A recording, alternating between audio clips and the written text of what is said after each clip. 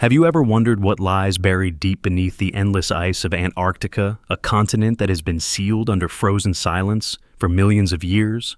Imagine this, a place so cold, so remote, and so untouched by human civilization that even the oldest myths sound more believable than the scientific truth we currently possess. But what if one of those myths isn't a myth at all? What if, beneath the ice, something ancient and impossible is waiting to be found? Something shaped not by nature, but by intelligent hands. In 2012, satellite imagery began revealing strange, perfectly geometric structures under the thick Antarctic ice. These weren't random hills or snow dunes. They had symmetry, proportion, and shape that looked eerily like pyramids. 3 major formations stood out. One near the Ellsworth Mountains, another deep in Queen Maud Land, and a third isolated far inland, buried under almost 2 kilometers of compacted ice. Each structure rose sharply from the icy terrain in perfect triangular patterns, almost identical in form and ratio. Scientists tried to dismiss it at first. Maybe it was pareidolia, the human tendency to see patterns where none exist. But as higher resolution satellite scans came in, something strange became clear. The angles of these Antarctic pyramids matched those of human-built structures far too precisely to be ignored. Some even showed edges meeting at 60-degree inclines, almost exact to the Great Pyramid of Khufu. And yet, according to geological data, Antarctica had been buried under ice for over 12 million years, long before any known civilization ever existed. That's where the mystery deepens. When you look at Antarctica's history, it wasn't always the barren wasteland it is today. Go back 30 to 50 million years, and you'd find forests, rivers, and even thriving ecosystems. Fossilized leaves, ancient tree trunks, and even evidence of freshwater lakes have been discovered under the ice. Scientists now know the continent once had a climate similar to present-day New Zealand, lush, green, and alive. So what happened? And if these pyramids really exist, could they have been built when Antarctica was still warm? Geologists say these formations could simply be nunataks peaks of mountains protruding through the ice, eroded into pyramid-like shapes by harsh winds. It's a convenient explanation, but it fails to account for one crucial detail: the precision. Nature doesn't favor perfect geometry. Mountains erode into chaos, not symmetry.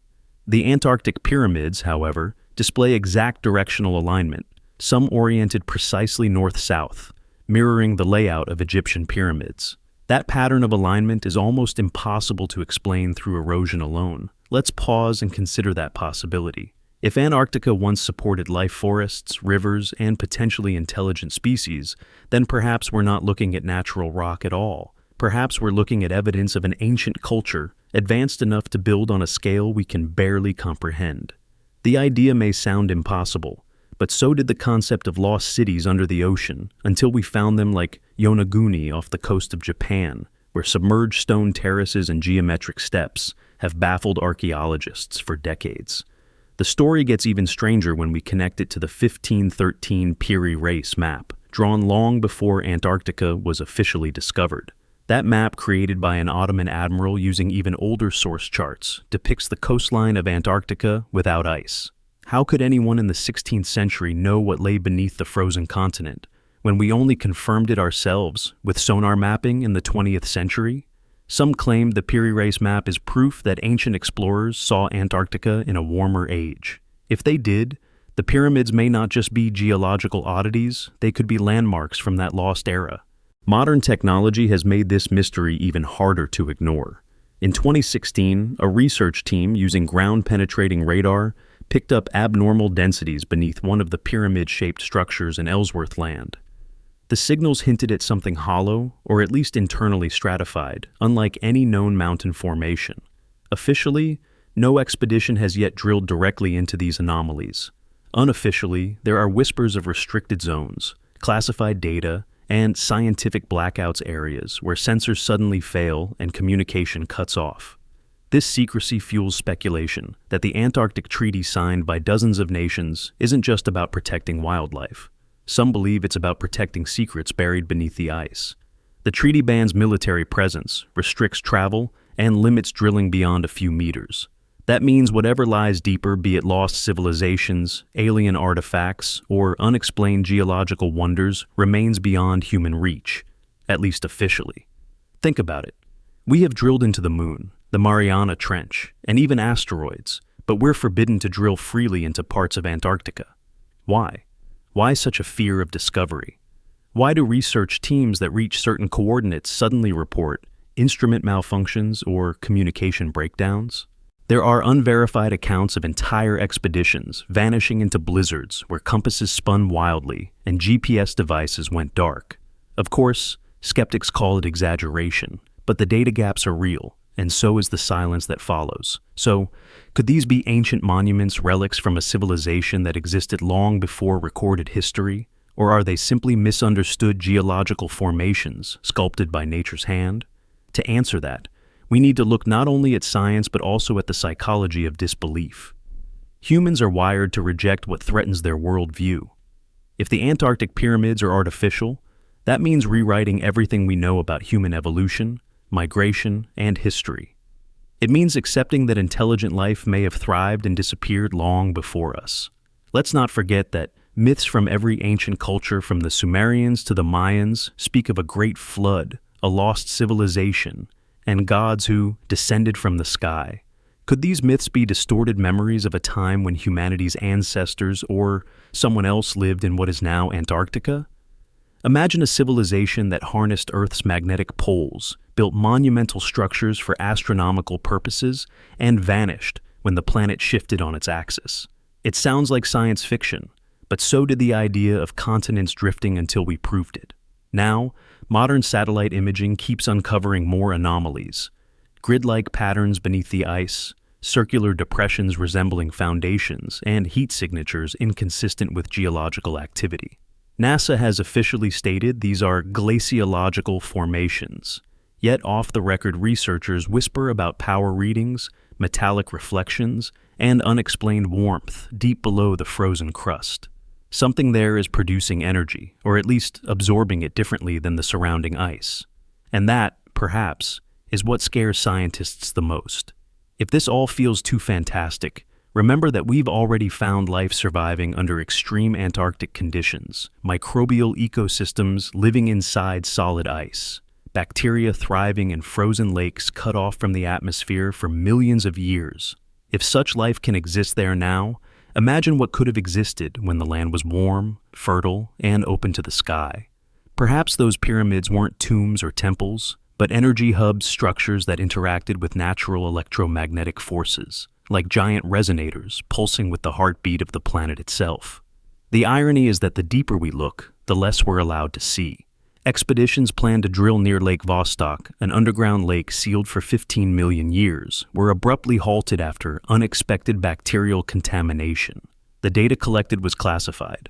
Around the same time, high-ranking officials, including religious figures like the Russian Orthodox Patriarch, visited the Antarctic research zones under unexplained secrecy. It sounds like fiction, but the flight logs and diplomatic permissions are real. So when people ask why scientists won't drill into Antarctica's buried pyramids, the answer is both simple and terrifying. It's not that they can't, it's that maybe they already did. And whatever they found, they realized humanity isn't ready for it. Whether it's a relic of an ancient civilization, proof of pre-human intelligence, or something entirely beyond our understanding, the truth remains locked in ice, waiting for the day when we finally have the courage to face it. Until then, the pyramids of Antarctica stand as silent questions frozen in time, reminders that our planet still hides stories older than humanity itself. And perhaps, just perhaps, beneath that ice lies the ultimate proof that history isn't what we were told. It's what's still waiting to be rediscovered. But here's something most people don't realize. Even the process of scanning those icy layers is a kind of forbidden archaeology. Every time radar penetrates deeper, it uncovers more contradictions. Under the supposed pyramid zones, there are magnetic anomalies, faint, pulsing signatures, as if metal or some artificial alloy lies trapped beneath the ice. Some of those readings repeat in rhythmic patterns, similar to how old power grids hum at fixed frequencies. And that's what unnerves the scientists most, the suggestion of design. It's not just about geology, it's about the narrative we've built to explain our origins. If the Antarctic pyramids turned out to be artificial, it would mean civilization didn't start in the Fertile Crescent or the Nile Valley. It started in a place no human could currently survive. Imagine the timeline flipping, Antarctica as the cradle, Egypt as the echo. That's why mainstream institutions tread carefully, because the moment evidence surfaces that contradicts the linear progress of human history, everything religion, education, politics begins to tremble. Some whistleblowers, often dismissed as conspiracy theorists, have claimed that limited drills were conducted secretly decades ago. They speak of chambers carved in black basalt, symbols unlike any known language, and walls that absorbed sound completely. Nothing official ever surfaced, but a few leaked documents mention thermal anomalies inconsistent with volcanic origin. Whatever that means, it was enough for those missions to be quietly abandoned. Even if those stories are exaggerated, one thing is undeniable. Antarctica keeps secrets better than anywhere else on Earth. Its ice is not just cold, it's timeless. Every layer is a page in a frozen book, written over millions of years, and somewhere between those pages, something unnatural might be sleeping. When radar scans hit certain depths, strange echoes rebound, not as geological reflections, but as solid, structured responses, the kind you'd expect from smooth walls or chambers. In this way, the Antarctic pyramids have become mirrors for our imagination, reflecting our fears, our hope for discovery, and our discomfort with not knowing. We project our myths into them: Atlantis, alien builders, lost gods, forgotten empires. But maybe that's the point. Maybe the reason they feel so familiar is that we sense, deep down, that we've seen them before, not in memory, but in inherited instinct, a buried memory humanity shares. Like a scar in the collective unconscious, whispering that we came from somewhere colder, older, and far more mysterious than we dare admit. One geophysicist once described Antarctica as Earth's hard drive, a place storing data too ancient for our current systems to decode. Drilling into it recklessly would be like opening a black box before knowing what caused the crash.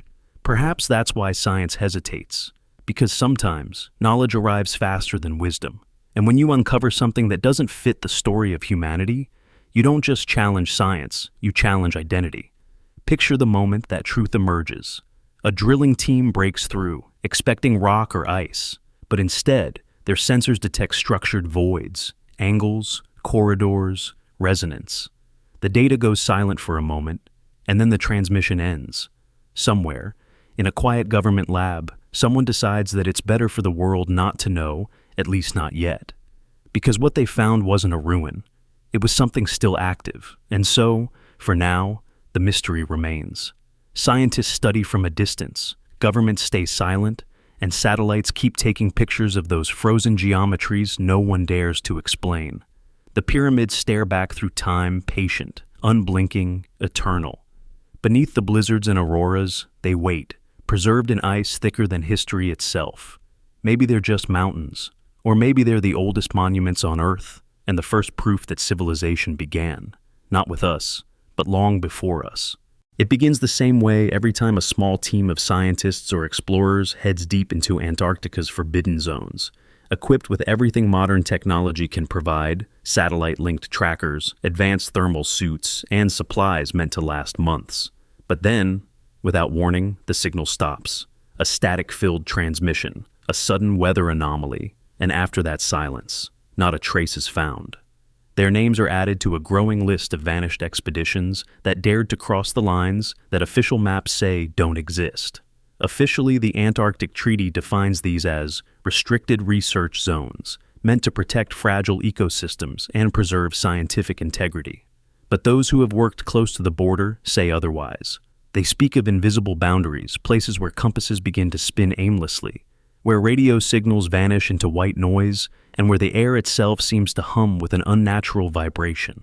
Pilots who've flown supply routes describe seeing towering shadows beneath the ice-black formations that move ever so slightly against the white terrain, even when no wind blows. One of the earliest recorded disappearances dates back to 1947 during Operation High Jump, a massive U.S. Navy mission officially meant to test equipment in extreme cold. But according to the few surviving logs, something far stranger occurred. Pilots reported glowing orbs moving beneath their aircraft at impossible speeds. One crew claimed to have seen a metallic disk erupt through the clouds before vanishing into a storm. Shortly after, several aircraft went missing, and Admiral Richard Byrd, the expedition leader, allegedly told reporters of an enemy capable of flying from pole to pole at incredible velocity. That quote was later erased from the public record. For decades, the official explanation remained mechanical failure or weather. Yet the coordinates of those losses later compared to satellite maps match areas now marked as restricted. Coincidence? Maybe. But when you add the accounts of modern research teams, the mystery thickens. Between 2001 and 2013, multiple private expeditions attempted to reach the same region near Queen Maud Land, the same area where pyramid-shaped anomalies were detected. Every one of them was either redirected, shut down by government order, or vanished entirely. But it's not just explorers who disappear. Entire research logs vanish too. In 2017, a small team of geologists studying magnetic anomalies near Dome C reported bizarre readings pulsating patterns suggesting artificial interference. Within 48 hours, their published data was retracted, their online profiles wiped, and their names removed from the expedition roster. When journalists tried to investigate, the official Antarctic Research Division claimed no such team existed. How does an entire scientific record vanish? How do people who once had careers, credentials, and online presence suddenly cease to exist on paper? The unsettling answer is that Antarctica is not simply a place of ice, it's a fortress of silence.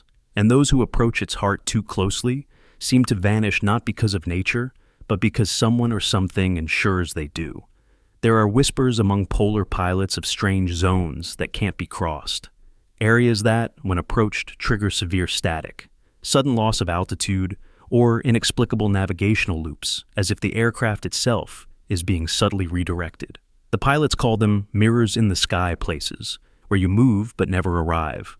One veteran described watching his plane's compass spin like a wheel, while the GPS insisted he was flying over the same coordinates for 20 minutes straight. When he finally broke through the storm, he found himself 80 miles off course, fuel almost gone.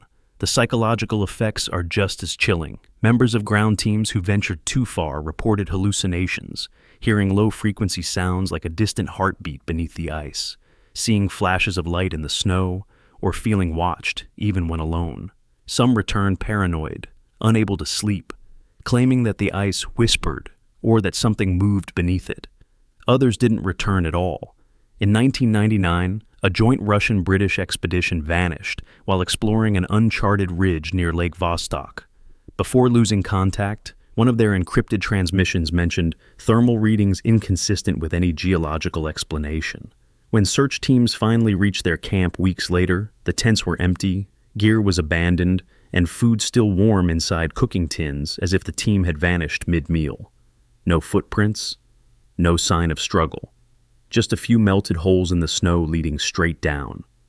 Skeptics, of course, insist the answer is simple. Antarctica is one of the most dangerous environments on Earth. Blizzards can form in minutes, temperatures plummet below 80 degrees Celsius, and GPS systems fail regularly. But that doesn't explain the selective nature of these vanishings. Dozens of legal research teams operate safely each year, yet those who stray into restricted zones vanish disproportionately often. Coincidence or containment? Even more mysterious are the satellite anomalies that seem to coincide with each disappearance.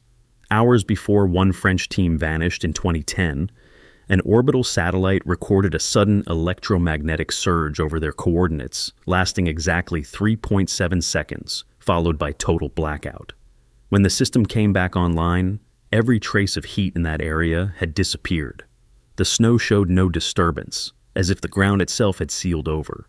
Conspiracy theorists say these disappearances aren't accidents, but cover-ups that beneath the restricted zones lie entrances to underground facilities or ancient structures being studied secretly. They point to logistical flights from nations that otherwise have no Antarctic programs, or the sudden construction of temporary research bases that are never seen again after a season.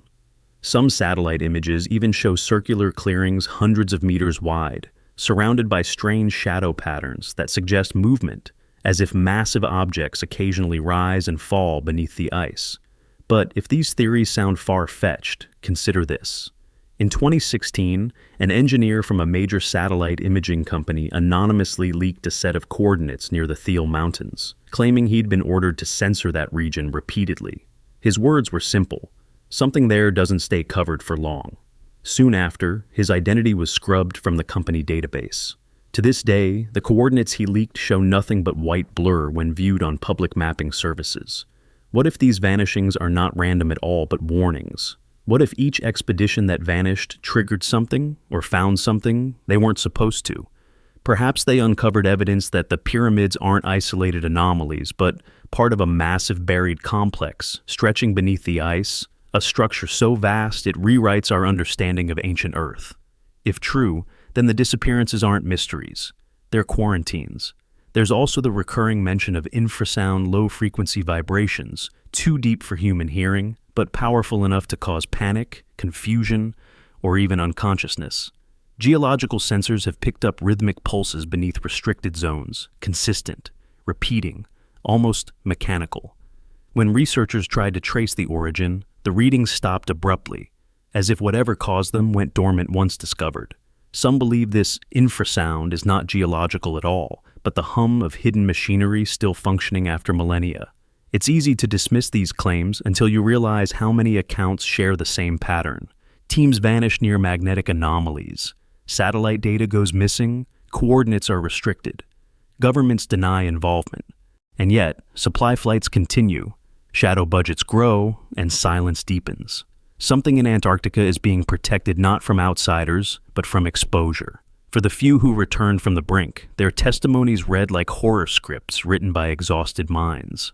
One explorer, after being found half-frozen 200 kilometers from his intended route, described seeing lightless corridors beneath translucent ice.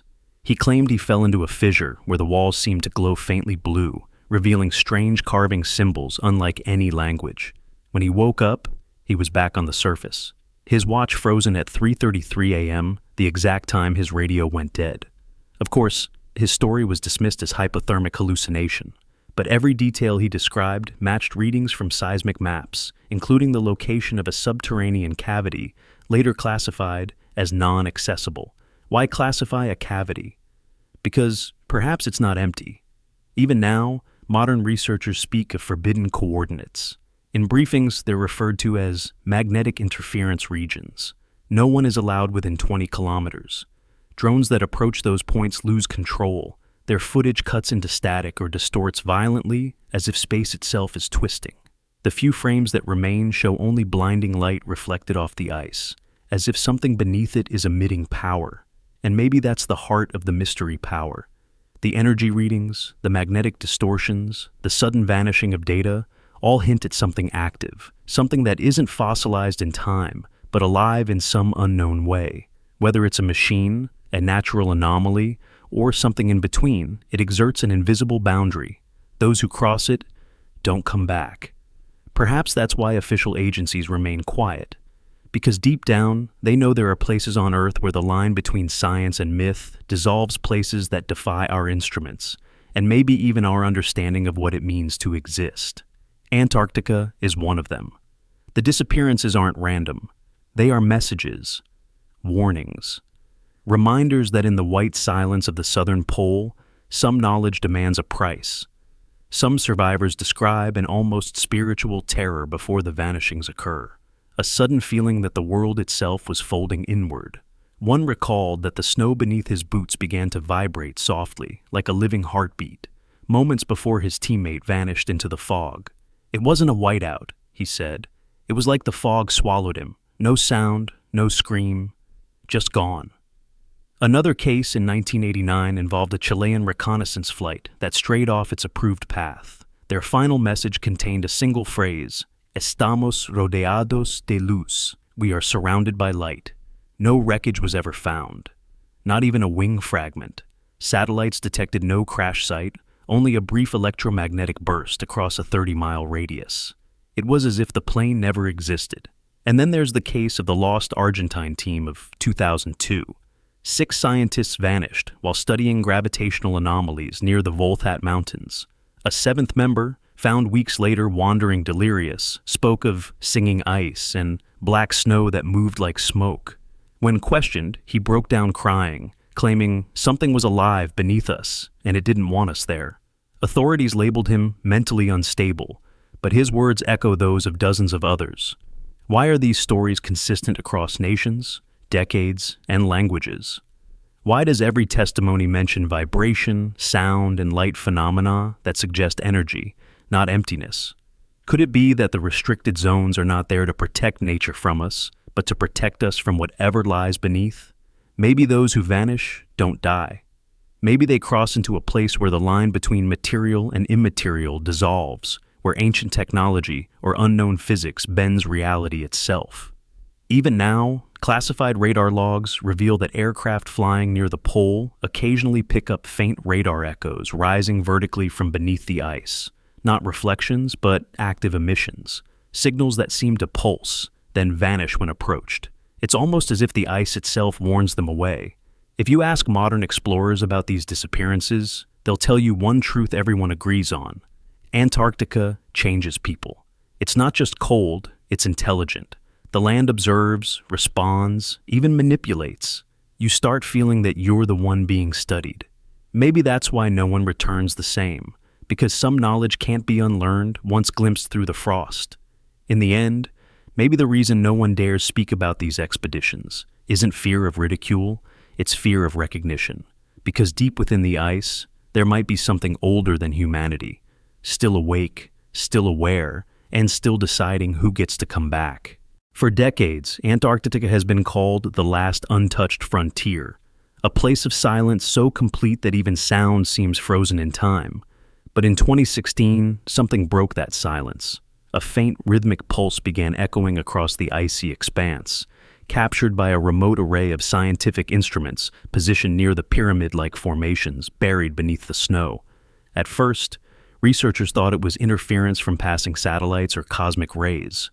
But when they compared data from multiple stations, the pattern was identical, a heartbeat beneath the ice.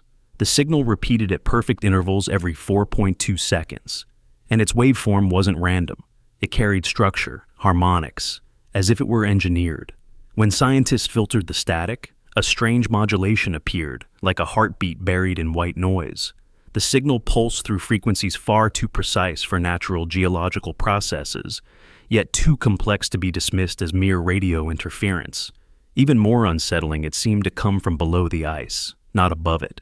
The first detection came from an international monitoring station near the Ellsworth Mountains, not far from one of the alleged pyramid sites. The array was designed to listen for neutrinos, those ghost-like particles that pass through everything. But what it caught instead was a radio burst that appeared to move upward from deep underground toward the surface. The signal had power, and it repeated for nearly 2 minutes before vanishing entirely. Within days, similar bursts were detected hundreds of miles away, as if something beneath the continent were speaking in sequence. Officially, the phenomenon was described as anomalous subsurface resonance, but off-record communications between researchers hinted at panic. Some instruments even overloaded, producing data spikes that matched no known waveform. When the raw files leaked briefly online, sound engineers around the world tried decoding them. What they found was chilling. The frequency shifts followed mathematical ratios identical to those found in ancient harmonic architecture, including the Great Pyramid of Giza. Coincidence or design? NASA quietly conducted its own analysis. Their report concluded that the bursts likely originated from icequake harmonics, natural tremors amplified by pressure. But internal memos revealed a contradiction. The energy output of these signals exceeded any known glacial resonance by a factor of 10. Something deep beneath the ice wasn't just reflecting energy, it was producing it. Theories multiplied. Some suggested the signals came from trapped geothermal vents, releasing energy in rhythmic cycles. Others pointed to classified experiments testing communication through ice layers. But one unsettling hypothesis gained traction among independent physicists. The signals behaved like communication attempts, short bursts of encoded data, transmitted upward as if waiting for a response.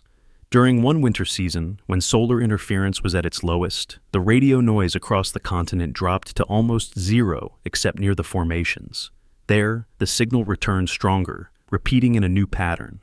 It wasn't random static anymore. It contained intervals matching prime numbers 2, 3, 5, 7, 11. Natural processes don't count. Intelligence does. Military interest grew fast. Satellite scans of the area were suddenly classified. Private researchers were denied flight permits.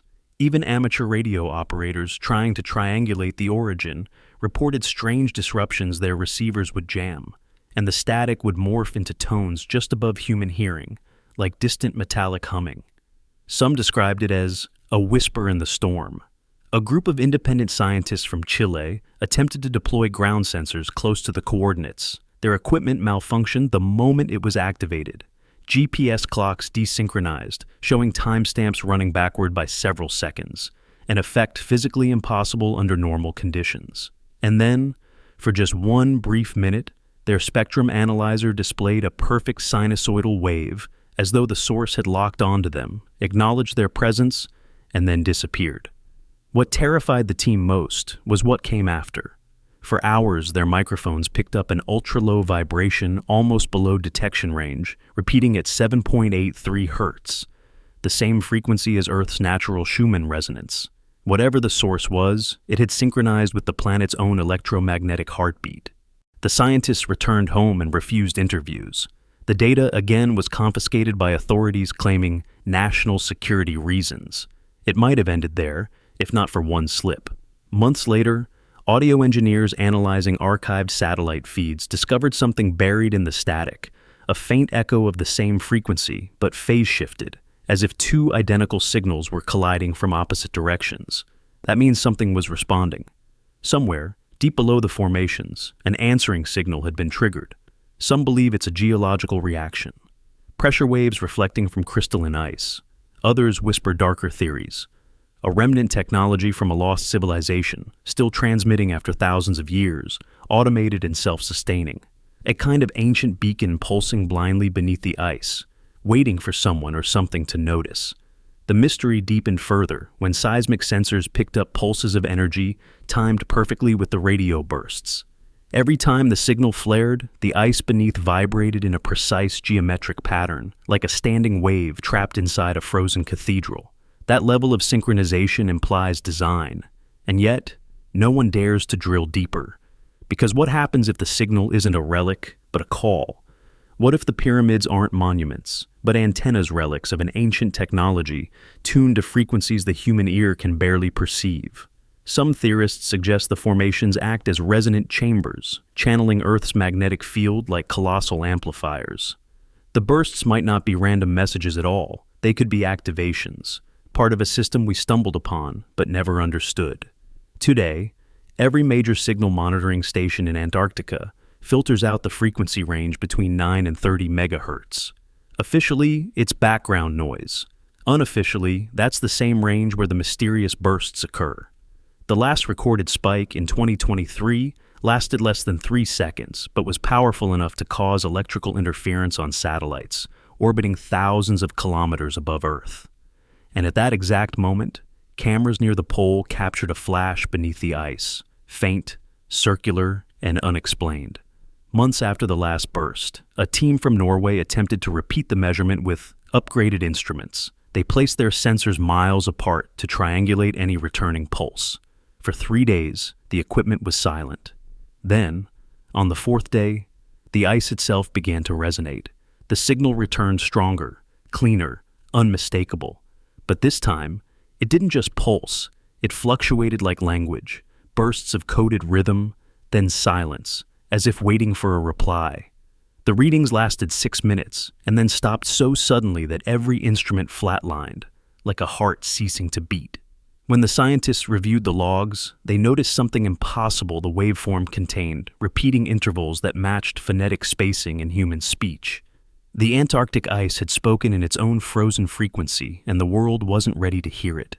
Long before human history began its written story, before pyramids pierced the desert sky or cities rose from riverbeds, legends spoke of a civilization lost to time, a people who flourished in a golden age that ended not with war, but with ice. These myths echo across continents, from Sumerian tablets to Andean stones, from the frozen fjords of Scandinavia to the coral ruins beneath the Indian Ocean. They all tell the same haunting tale, that once, long ago, the earth was home to a great and ancient city, one erased not by man, but by nature itself. Every culture seems to remember it differently. The Greeks called it Atlantis, a shining empire that sank beneath the waves. The Hindus spoke of Dwarka, a city built by gods, now swallowed by the sea. The Egyptians hinted at Zep-Tepi, the first time, when the gods walked among men and knowledge flowed like water. In Mesoamerica, the Olmecs carved colossal heads of forgotten kings, their origins unknown. Even the Aboriginal Dreamtime speaks of an age before the Great Cold, when the stars were closer and Earth breathed fire instead of frost.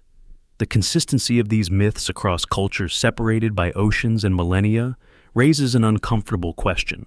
How could they all remember the same thing if it never happened? Could it be that these are not myths, but memories distorted echoes of a real civilization that perished when the Ice Age descended upon Earth? Modern archaeology tends to dismiss such stories as allegory, but then came discoveries that refused to fit the conventional timeline. Beneath the dry plains of Turkey, in 1995, excavators uncovered Göbekli Tepe, a vast temple complex over 12,000 years old, older than Stonehenge and the pyramids combined. Its stone pillars weighed tons, arranged with astronomical precision, depicting animals that had gone extinct long before known history began. Someone built it, someone with knowledge far ahead of their time. Göbekli Tepe changed everything. It proved that advanced architecture, art, and organized religion existed thousands of years before agriculture, before the wheel, before the accepted dawn of civilization. And it begged the question, where did that knowledge come from? Why did it appear fully formed, only to vanish again into the dark? Many researchers point to the Younger Dryas event, a sudden, cataclysmic shift in climate roughly 12,800 years ago, when temperatures plummeted and ice sheets expanded overnight. Evidence suggests massive flooding, wildfires, and extinction-level chaos across the globe. Mainstream science attributes it to a comet impact or volcanic eruption, but ancient myths tell a different story. They speak of the Great Flood, the day the sky fell, the gods abandoning the earth. To the ancients, the Ice Age was not a natural event, it was punishment. Some believe that before this event, an advanced civilization thrived, a people of immense knowledge, perhaps living along the coastlines that now lie drowned beneath the oceans. When the ice caps melted and sea levels rose by over 400 feet, their cities vanished, leaving only whispers in mythology. Underwater structures like those at Yonaguni in Japan and the sunken ruins off India's Gulf of Cambay seem to hint that such cities might have truly existed.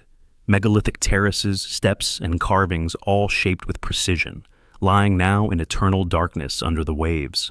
The Sumerians, often credited with creating the first written language, claimed their knowledge was given to them by beings from a previous world, the Anunnaki, those who descended from the heavens.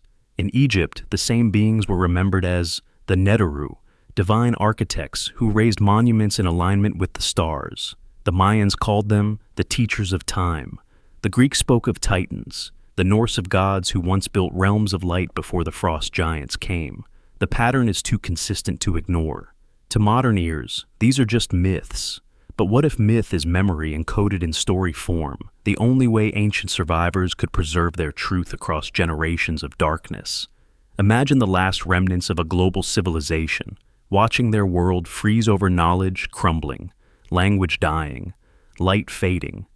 They begin to tell stories, not to entertain, but to remember.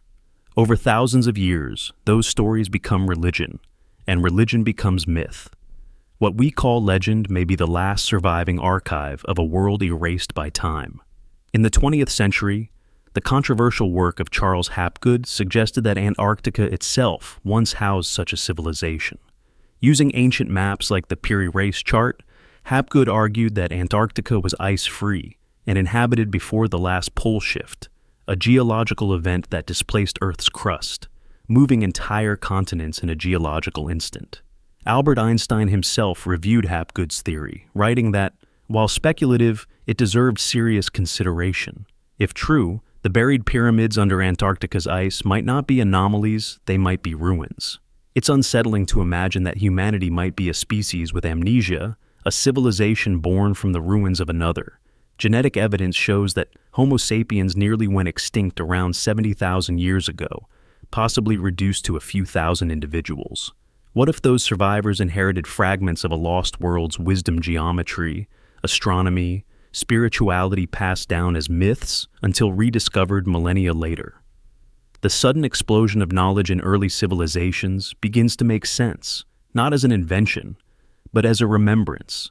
Look at the symbols carved on the walls of ancient temples, the same spirals, eyes, and serpents found across continents. How could the same imagery appear in Egypt, Peru, and Polynesia, separated by oceans? Either ancient people traveled the world long before ships existed, or they all remembered the same ancestors, the ones who came before the ice. Every flood myth, every origin story, speaks of teachers who arrived after the waters receded. The Egyptians called them the Shining Ones. The Incas named them Viracochas. The Sumerians, the Apkallu. In every version, they bring light, order, and the blueprint of civilization. They rebuild what was lost, but never tell where they came from, as if their home was gone, buried under a sea of ice. Recent geological evidence supports this eerie convergence of myth and science. Beneath Greenland and Antarctica, scientists have discovered signs of ancient river systems and coastlines hidden under the glaciers. Satellite scans reveal mountains and valleys that look suspiciously shaped like ruins entombed beneath miles of frozen history. If Antarctica was once ice-free, as the Piri Reis map suggests, then those rivers might have nourished a lost continent, the cradle of the forgotten civilization. Even Plato's description of Atlantis, often dismissed as allegory, matches this timeline almost perfectly. He wrote that it perished in a single day and night of misfortune, swallowed by the sea when the gods grew angry. Today we know that around 12,000 years ago, almost the exact period Plato described global sea levels, rose catastrophically as the Ice Age ended. His story wasn't invention, it was memory, retold through philosophy. But perhaps the greatest evidence of this lost age isn't physical, it's psychological. Humanity carries an inexplicable nostalgia for paradise, lost an inner sense that we fell from greatness. Our myths ache for return, our religions promise restoration, our technologies chase the forgotten perfection we once glimpsed. Maybe that ache is biological, a memory coded into the species, an echo of what we used to be. And yet, if such a civilization existed, why does no record remain? Because time erases, but myth remembers. Stone crumbles, but story endures. The survivors didn't need machines to send their message. They embedded it in our collective unconscious. In the pyramids' alignment, in the constellations' names, in the flood myths whispered by every tribe, they left a map for those willing to look. So, when we study the buried pyramids of Antarctica, or the drowned ruins beneath the sea, perhaps we're not discovering something new. We're rediscovering ourselves. Maybe the ice didn't just bury a civilization.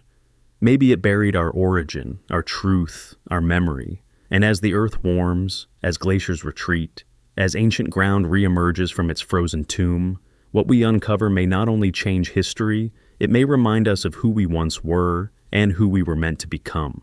They call them whispers, faint vibrations that move through the endless white deserts of Antarctica, carrying stories that science refuses to name. Beneath miles of silence and ice, something stirs not loud enough to hear, but strong enough to feel. The sensors tremble with it, the satellites see its traces. It's not wind, not tectonic motion, not meltwater. It's heat rising from nowhere, weaving through the darkness like veins of an unseen body. The whispers speak of warm tunnels beneath the glaciers, glowing in the cold heart of a continent that should be frozen to death. When scientists first detected the anomalies, they thought it was an error. The instruments had to be malfunctioning after all. Antarctica is the coldest place on Earth. Yet, every reading, from every probe, confirmed the same impossible truth. There are pockets of heat moving beneath the ice, shifting in patterns too rhythmic to be random. Some describe it as a pulse, others call it a breath. One geologist even wrote in his private notes, "The ice is alive." That line was never meant to be seen. The official reports reduced it to data hydrological anomalies, geothermal inconsistencies, radar shadows. But in the quiet corners of research stations, scientists began whispering to each other, asking questions they weren't allowed to print. What if the warmth wasn't coming from below the Earth? What if it was coming from something built inside the ice itself? In 2016, a classified operation was launched under the codename Black Echo. A drone equipped with low-frequency radar was sent to trace the heat lines beneath the Western Plateau. Its signal vanished after 4 hours. Before losing contact, it transmitted partial imagery showing enormous hollow cavities, perfect arches, looping through the bedrock like a cathedral turned upside down. The walls appeared polished. The temperature inside those hollows measured 15 degrees Celsius, a tropical warmth in the dead center of the planet's coldest graveyard. When the images leaked online, they were dismissed as fabrications. But experts noticed one detail. The curvature of the tunnels matched geometric ratios seen in the so-called Antarctic pyramids. Coincidence, they said. But the pattern kept returning 3 formations aligned in a triangle, connected by linear thermal corridors, invisible to the naked eye, but clear in radar data. To anyone who studies ancient architecture, that triangle means something. Pyramids aligned in trios appear everywhere: Egypt, Bosnia, Mexico, even on Mars. The idea that Antarctica might hide the oldest of them all ignited a global storm of speculation. Was it possible that the warmth was not natural at all, but a remnant of energy from a civilization lost beneath the ice? Volcanic activity was the first explanation. Scientists pointed to Mount Erebus, an active volcano that constantly releases heat, but the coordinates didn't match. The heat zones were far from volcanic lines, distributed in symmetrical loops rather than chaotic bursts. Others proposed subglacial lakes, where friction and pressure create localized warming, but those tunnels extended far beyond any known lake system. Then came the strange part. During an aerial magnetic survey in 2018, instruments recorded electromagnetic interference above one of these hotspots. The plane's altimeter began fluctuating wildly, and for a brief moment, the compass spun 360 degrees. The pilot later reported a faint vibration in the air, like flying over a generator. When they returned weeks later, the same interference reappeared at exactly the same frequency. Someone or something was emitting a steady signal beneath the ice. A few fringe researchers started referring to it as the pulse. They compared it to deep ocean bioluminescent networks ecosystems that communicate through frequency. But this wasn't biological, at least not in any known sense. The intervals were too exact. The heat signatures too consistent. The tunnels too perfectly carved. One biologist privately theorized that it might be an artificial biosphere, a controlled habitat powered by a forgotten technology, still functioning after tens of thousands of years. Imagine it. A labyrinth of tunnels, sealed in ice since before recorded history, yet still breathing warmth. Some parts glowing faintly with geothermal light, others frozen solid, preserving secrets from a time when the continent was green and alive. Fossilized pollen, petrified wood, and the bones of dinosaurs have already proven Antarctica's lush past. What if intelligence existed there before the freeze, and the warmth we feel now is the aftershock of their survival attempt? Legends from across the world seem to echo the same story. The Hopi tribe spoke of the Ant People, who lived underground during the last great flood. Sumerian tablets describe gods who descended beneath the cold lands of the south. Even Plato's story of Atlantis ends with a civilization swallowed by the sea, a world erased, not destroyed. Could Antarctica be the final chapter of that myth, the place where the survivors went when the oceans rose? Every expedition that has approached the restricted zones has returned with missing data, malfunctioning sensors, or worse, silence. In 2019, a research vessel from Argentina reported sudden equipment failure near the Ross Ice Shelf. The black box recorded a final temperature spike from below the ice, followed by static and a low, humming tone that lasted 21 seconds. That audio clip still circulates online, labeled the Antarctic Hum. Scientists claim it's glacial resonance, but those who've heard it say it sounds almost deliberate. What if the tunnels aren't geological at all? What if they're infrastructure conduits designed to channel heat or energy? In that case, the warmth isn't an accident. It's intention, a purpose. And perhaps the reason scientists won't drill has nothing to do with environmental ethics, or safety perhaps. It's because they already know what lies below, and they fear waking it.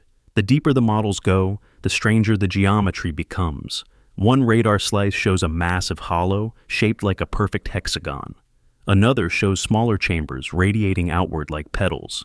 Together, they form something eerily organic, part machine, part architecture, part organism. A few experts quietly suggested that it might be a self-regulating system, one that produces its own warmth to prevent freezing. A living structure, perhaps, or a machine that mimics life. What if, long before us, an advanced culture harnessed geothermal energy to survive the first great freeze? When the ice came, they retreated underground, building warm corridors powered by some forgotten technology. Over millennia, their systems fell silent, buried deeper and deeper. Now, as the modern world probes the ice, those remnants awaken flickering, adjusting, remembering. Every decade, the ice thins by a few more meters. The signals grow stronger. The hum deepens. The warmth spreads. Perhaps it isn't a warning. Perhaps it's an invitation.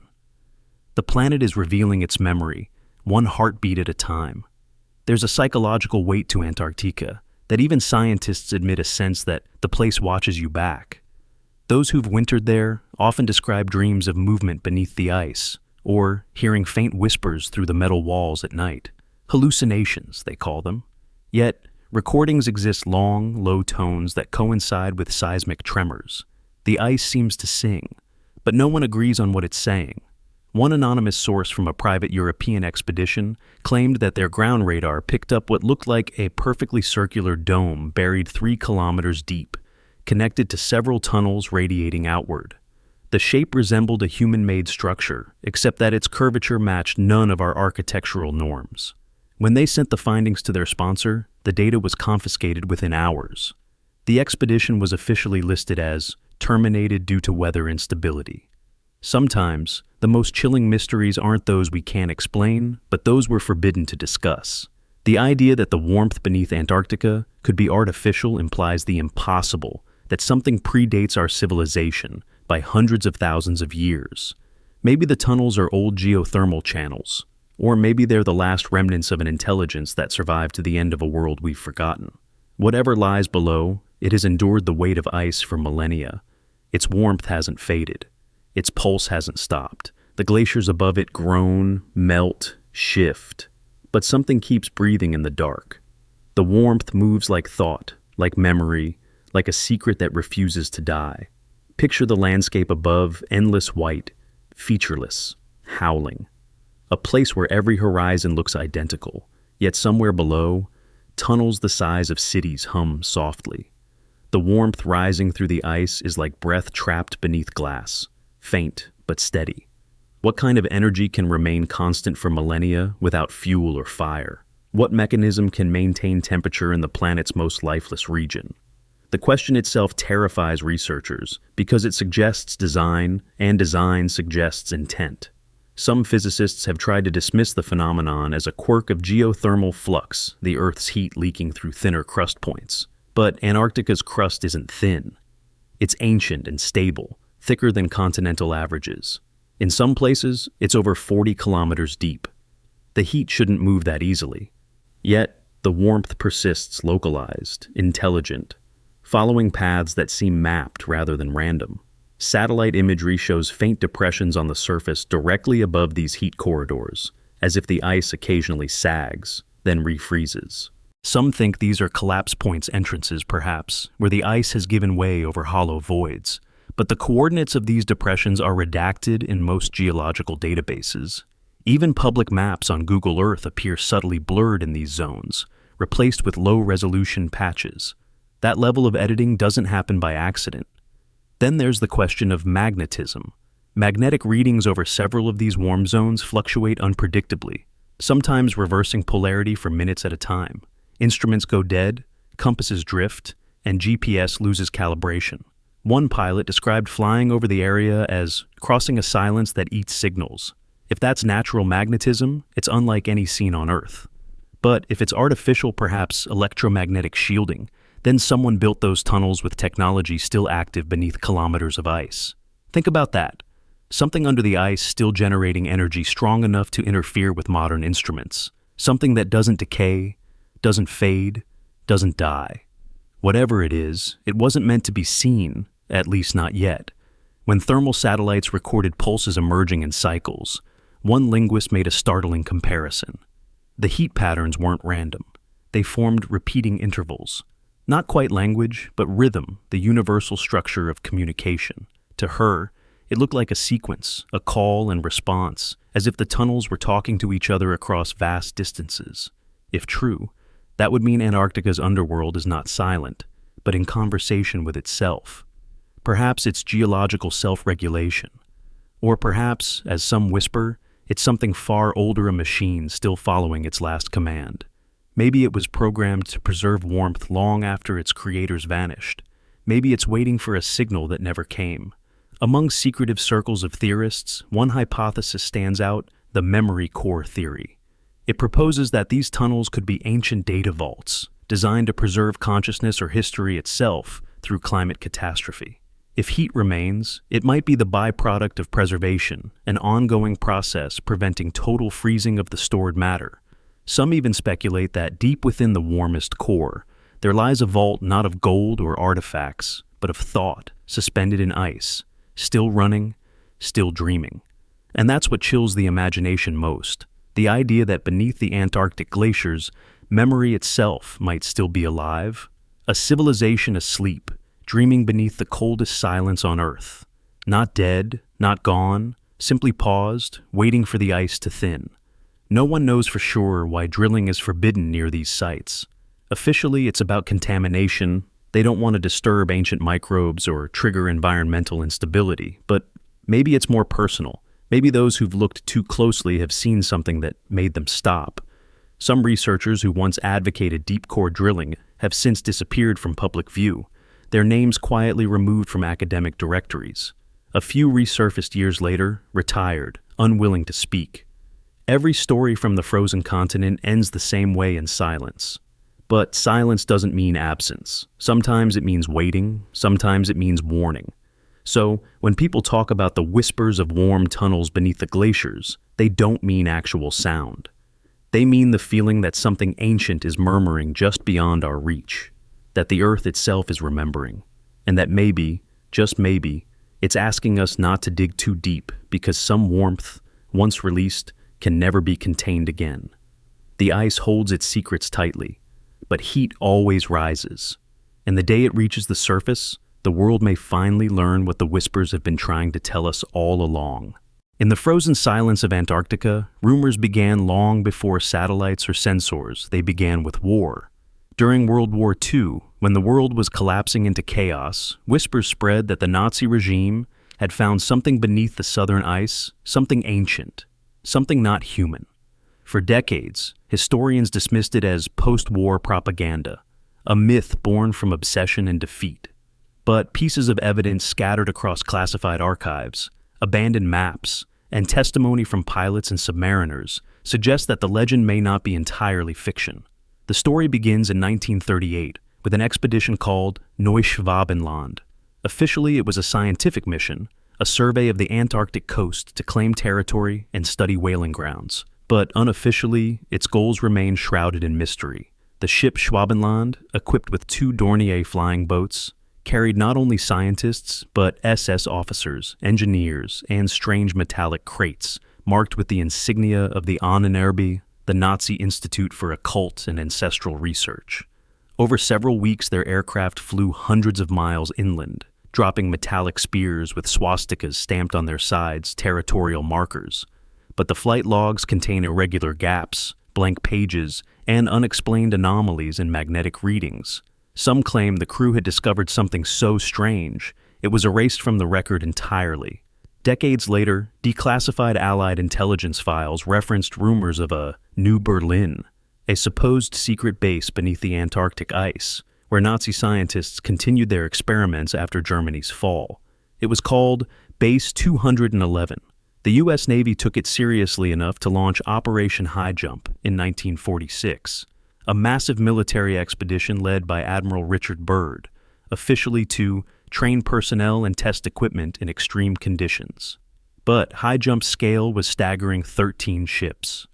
4,700 men, aircraft carriers, destroyers, and a battle group outfitted for combat. For a mission that was supposedly scientific, it looked more like an invasion.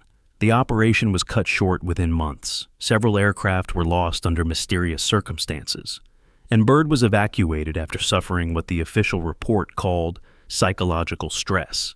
Yet, in a Chilean newspaper interview afterward, Byrd was quoted as saying that the United States must prepare for enemy aircraft capable of flying from pole to pole at incredible speeds.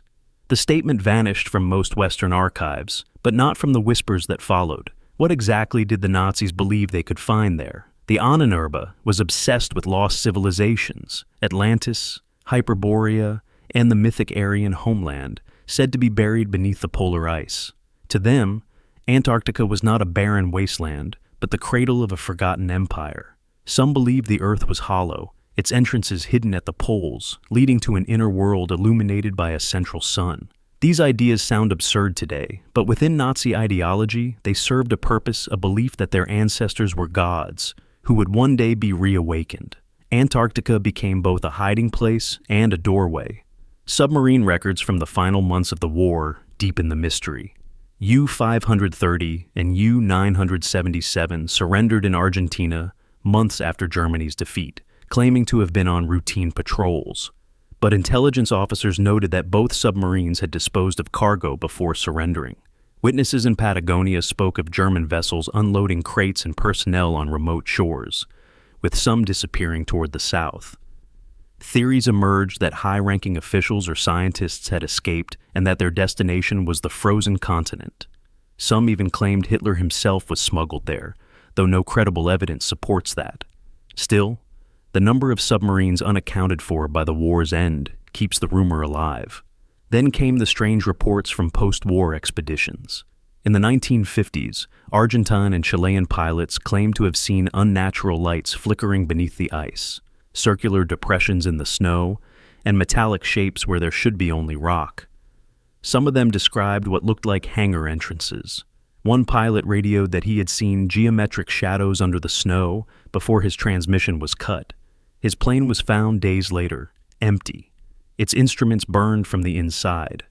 By the time the Antarctic Treaty was signed in 1959, banning all military activity and claiming the continent for peaceful scientific research, the region was already under strict international surveillance. Many believed the treaty itself was a geopolitical cover, a silent agreement to keep certain discoveries hidden. Why ban nuclear testing in the coldest, most desolate place on Earth, unless there was something there that could not risk being disturbed? Modern satellite scans still show anomalies beneath the ice near Queen Maud Land, the same region where the Schwabenland expedition flew in 1939. Perfectly symmetrical structures, grid-like shadows, and thermal signatures far warmer than their surroundings. Officially, they are geological formations. Unofficially, they look engineered. Of course, skeptics argue that Nazi Antarctica myths are nothing more than Cold War paranoia stories of escaped SS officers transformed into legends. But every myth begins somewhere. The Nazis did send an expedition there. The U.S. Navy did return shaken. The maps do show restricted coordinates that no civilian can enter. And perhaps most curiously, certain ice-penetrating radar zones remain off-limits even to scientists today. Historians often treat the idea of a Nazi Antarctic base as myth, but there's something unnerving about how much effort was spent chasing myths that later proved partly real. The Nazis searched for relics in Tibet, mapped ancient ruins in South America, even collected Arctic soil samples for racial purity experiments. They weren't exploring for science, they were hunting for origins. The belief was that hidden in Earth's extremes lay the roots of a superhuman civilization, and whoever uncovered it could claim divine right to rule the future. To the modern mind, that sounds delusional. But remember, the same regime that engineered rockets decades ahead of their time was also obsessed with runes, lost continents, and the occult. They blurred technology and mysticism until the two were indistinguishable. It's not impossible that Antarctica became their final laboratory, a place where science and superstition fused into something unrecognizable. Declassified British reports mention a peculiar phenomenon during early post-war flights over the Southern Ocean: electromagnetic interference, sudden fogs, and compass failures eerily similar to the dead zones later documented above Antarctica's hidden tunnels.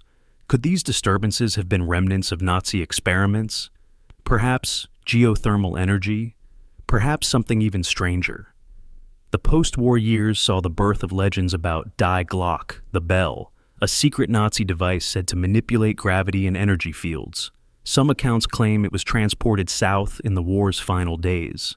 If that's true, then Antarctica wasn't just a refuge, it was an experiment site, chosen precisely because no one could follow. The frozen continent became a vault, and whatever was buried there might still be generating heat, radiation, or signal even now.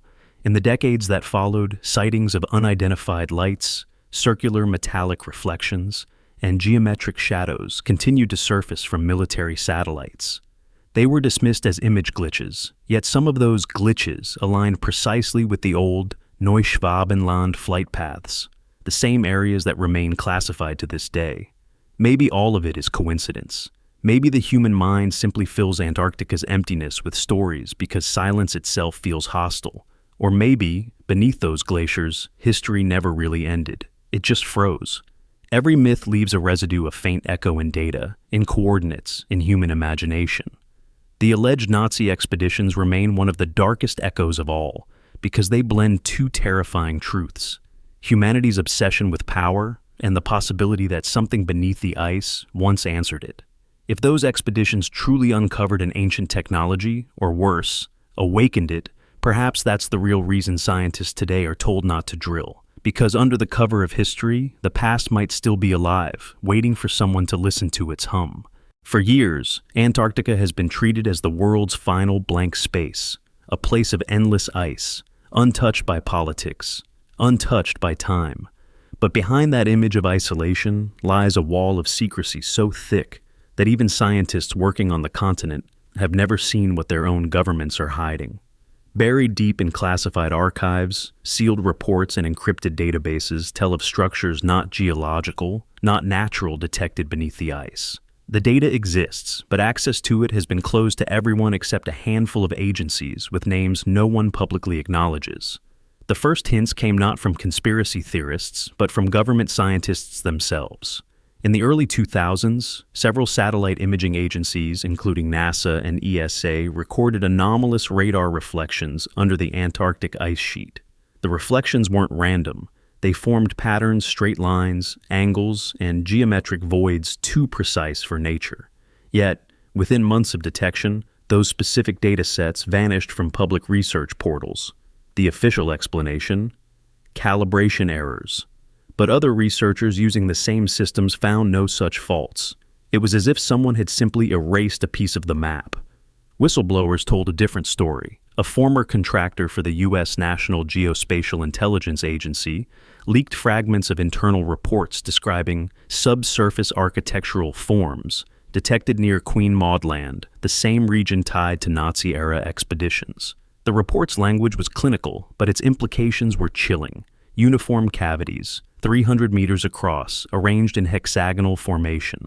One scientist's handwritten note in the margin read simply, "No known geological mechanism explains this symmetry." The documents were classified immediately, and teams were reassigned. A few of the researchers later claimed that their communications were monitored, their hard drives seized. One of them, Dr. Evelyn Hart, disappeared in 2011 after publicly stating that something down there is not ice, and it's not rock either. Her final email, recovered years later, contained a single attachment, a topographic scan showing a massive cavity shaped like a perfect ellipse, surrounded by concentric ridges. The file was corrupted beyond recovery, as if deliberately overwritten. This is where the pattern begins. Every time someone gets close to uncovering what lies below the Antarctic ice, the story ends the same way: silence, disappearance, or redaction. Scientists lose funding, journalists are told to move on, and the public is fed a sanitized narrative about climate change and research logistics. But beneath that layer of official calm, the number of sealed reports continues to grow. In 2013, a joint Russian-American ice drilling mission in East Antarctica abruptly halted. The reason given: contamination risk. Yet, insiders from the research vessel later revealed that drilling instruments detected a solid surface at a depth of nearly 4 kilometers, far deeper than any known bedrock at that site. The radar cross-section showed sharp edges and repeating ridges, a pattern almost like a staircase descending into the crust. The data was encrypted, transmitted directly to classified military servers, and never seen again. Even among allies, access to these files is heavily restricted. The Antarctic Treaty, often cited as a symbol of peaceful cooperation, contains annexes that are not publicly available. Insiders refer to these as Protocol 9 Addenda, dealing with non-terrestrial geomorphological anomalies. The phrasing alone has fueled years of debate. Non-terrestrial, not of this Earth. Whether that's metaphor or literal description, no one outside the classified circle knows. Several independent scientists who've worked with military satellite data admit there's a strange pattern in Antarctica's restricted zones. The coordinates of these sealed regions align too perfectly with magnetic and geothermal anomalies areas that consistently show residual heat, electromagnetic interference, and unexplained gravitational variation. In plain language, something large and dense lies beneath the ice, and it's warm. When a Freedom of Information request was filed to obtain these classified reports, the U.S. Department of Defense responded with a 17-page document. Nearly every line was blacked out. The only legible phrase read, "Data pertains to national and planetary security." Planetary. That one word ignited endless speculation. What kind of geological formation could threaten planetary security unless it revealed something that challenged our understanding of the planet itself? Leaked communications between international research agencies suggest that several governments are quietly mapping these subglacial structures using neutrino tomography, a scanning technique capable of imaging through ice and rock using particle flux. The results, shared only among defense departments, allegedly confirm vast hollow networks stretching for hundreds of kilometers. Some are dome-shaped, some appear to contain internal geometric layering, like honeycomb cells. In short, architecture. But whose architecture? And when was it built? No civilization we know of could construct structures at such depth or scale, not with the technology of any known era. Unless the ice came later, unless these structures predate the last glaciation. That would mean they are at least 100,000 years old, older than Homo sapiens as we know them. Such a possibility would rewrite human history or erase it. That's precisely why, according to insiders, the reports remain sealed. They don't just hide data. They hide disruption, the kind of revelation that would collapse our established timeline. Religion, archaeology, even national power all would have to shift. The idea that we are the first advanced species to walk this planet would no longer hold. And governments, whose stability depends on control of truth, have no interest in opening that door. There's one particular file rumored among the intelligence community, Subglacial Object 86R. It allegedly describes a perfectly circular chamber buried 2.3 miles beneath the ice, surrounded by a magnetic field strong enough to distort nearby instruments. Inside, a metallic reflection pattern unlike any known element was detected. The official analysis concluded that it was an anomalous dense alloy structure. That's the language used when science runs out of vocabulary. The report was sealed and its classification level raised beyond top secret. In 2018, the European Space Agency conducted an independent radar pass over the same coordinates. The data was immediately classified by NATO Command, citing mutual defense interest. None of the scientists involved were allowed to publish. One researcher, speaking anonymously, claimed that the readings resembled a buried city grid, with straight corridors intersecting at right angles. Another suggested the reflections could be of massive caverns formed by geothermal melt. But, when pressed, he added quietly, if that's true, then the Earth itself is designed. To this day, governments refuse to confirm the existence of those scans. The public is shown filtered versions, with certain depth layers removed. Even Google Earth blurs parts of Antarctica, where those structures are rumored to lie. Civilian radar teams attempting to reproduce the data report electromagnetic interference as if the signals themselves are being jammed. The ice, it seems, is being actively guarded. The deeper question is, guarded from whom? What could be so dangerous that the entire world's most powerful nations agreed to silence rather than disclosure? It's rare for governments to cooperate on anything, rarer still to conceal something together. Yet, Antarctica remains the one place on Earth where such unity persists. A peace built not on trust, but on fear. Those who've studied the leaked fragments describe the tone of the documents as almost reverential, as if the writers themselves were unsure whether they were dealing with a discovery or an encounter. One memo from a defense analyst described the structures as not a threat, but a presence. Another noted that thermal readings from the deepest chambers fluctuated as though responding to observation. Whatever lies beneath, it isn't entirely dormant. Some physicists suggest that if these subglacial formations are indeed artificial, they could be relics of an ancient energy system, a planetary mechanism still operating beneath the crust. That would explain the consistent heat signatures, the rhythmic magnetic pulses, the faint acoustic tremors that seem to echo upward through the ice. It would also explain why drilling is forbidden. Damaging even one node in such a network could trigger unpredictable geological consequences. So, the reports remain sealed, locked away not because the data is incomplete, but because it is too complete, too coherent to dismiss, too destabilizing to reveal. The people who've seen them can't unsee them. Some have resigned, some have vanished, and some continue their work under new names, buried in the bureaucratic snowdrifts of classified research. There's an unsettling symmetry in how silence moves. Governments, ice, and secrets all behave the same way. They freeze, they preserve, they wait. Each sealed report, each redacted page, is another layer of frost hiding something humanity isn't ready to face. Maybe it isn't technology, or aliens, or lost civilizations at all. Maybe it's us, the reflection of our own ancient history staring back, reminding us that we are not as original as we believe.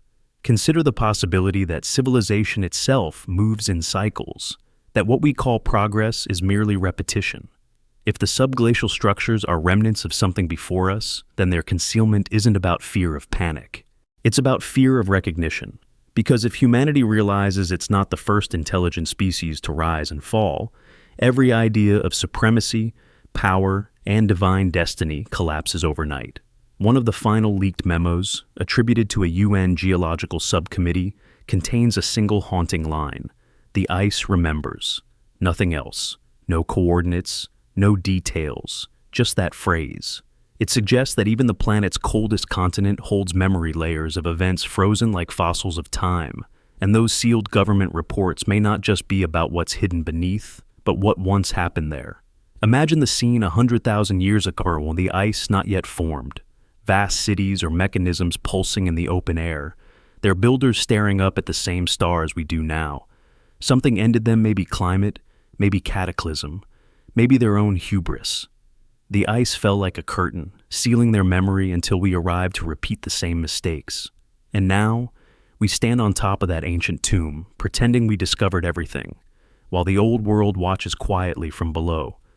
If the governments of today truly understand what's under the glaciers, their silence may not be denial, it may be obedience. Obedience to something older, something that never wanted to be disturbed again. So the next time a radar map goes missing, or a data set is corrupted, remember, it might not be censorship, it might be containment. The planet has its own quarantine protocols, and perhaps humanity has just brushed against one. The sealed reports aren't the mystery, they're the evidence that the mystery is real. And until the ice gives up its final secret, Antarctica will remain both grave and guardian, a mirror of our forgotten origins, locked in a vault of frozen light, whispering through the cracks to anyone willing to listen. Antarctica, a land of white silence, where wind howls like an ancient language and the sky never truly sleeps. For decades, it has been the stage of rumors that sound more like science fiction than science whispers of something buried beneath the ice, older than humanity itself. Not fossils, not ruins, artifacts, objects that defy known materials, emit faint electromagnetic fields, and seem preserved in perfect condition, as if waiting to be found. The idea alone sounds impossible, and yet, the rumor refuses to die. It began, as many great mysteries do, with anomalies, signals, readings, and strange interference no one could explain. In the 1960s, Cold War satellites scanning the South Pole for nuclear activity detected bursts of radiation originating from beneath the ice. They were brief but repeating, structured like transmissions. The data was classified instantly. Scientists were told it was background noise, but engineers noticed something peculiar. The frequencies matched no known geological source. They behaved like coded bursts, artificial, not natural.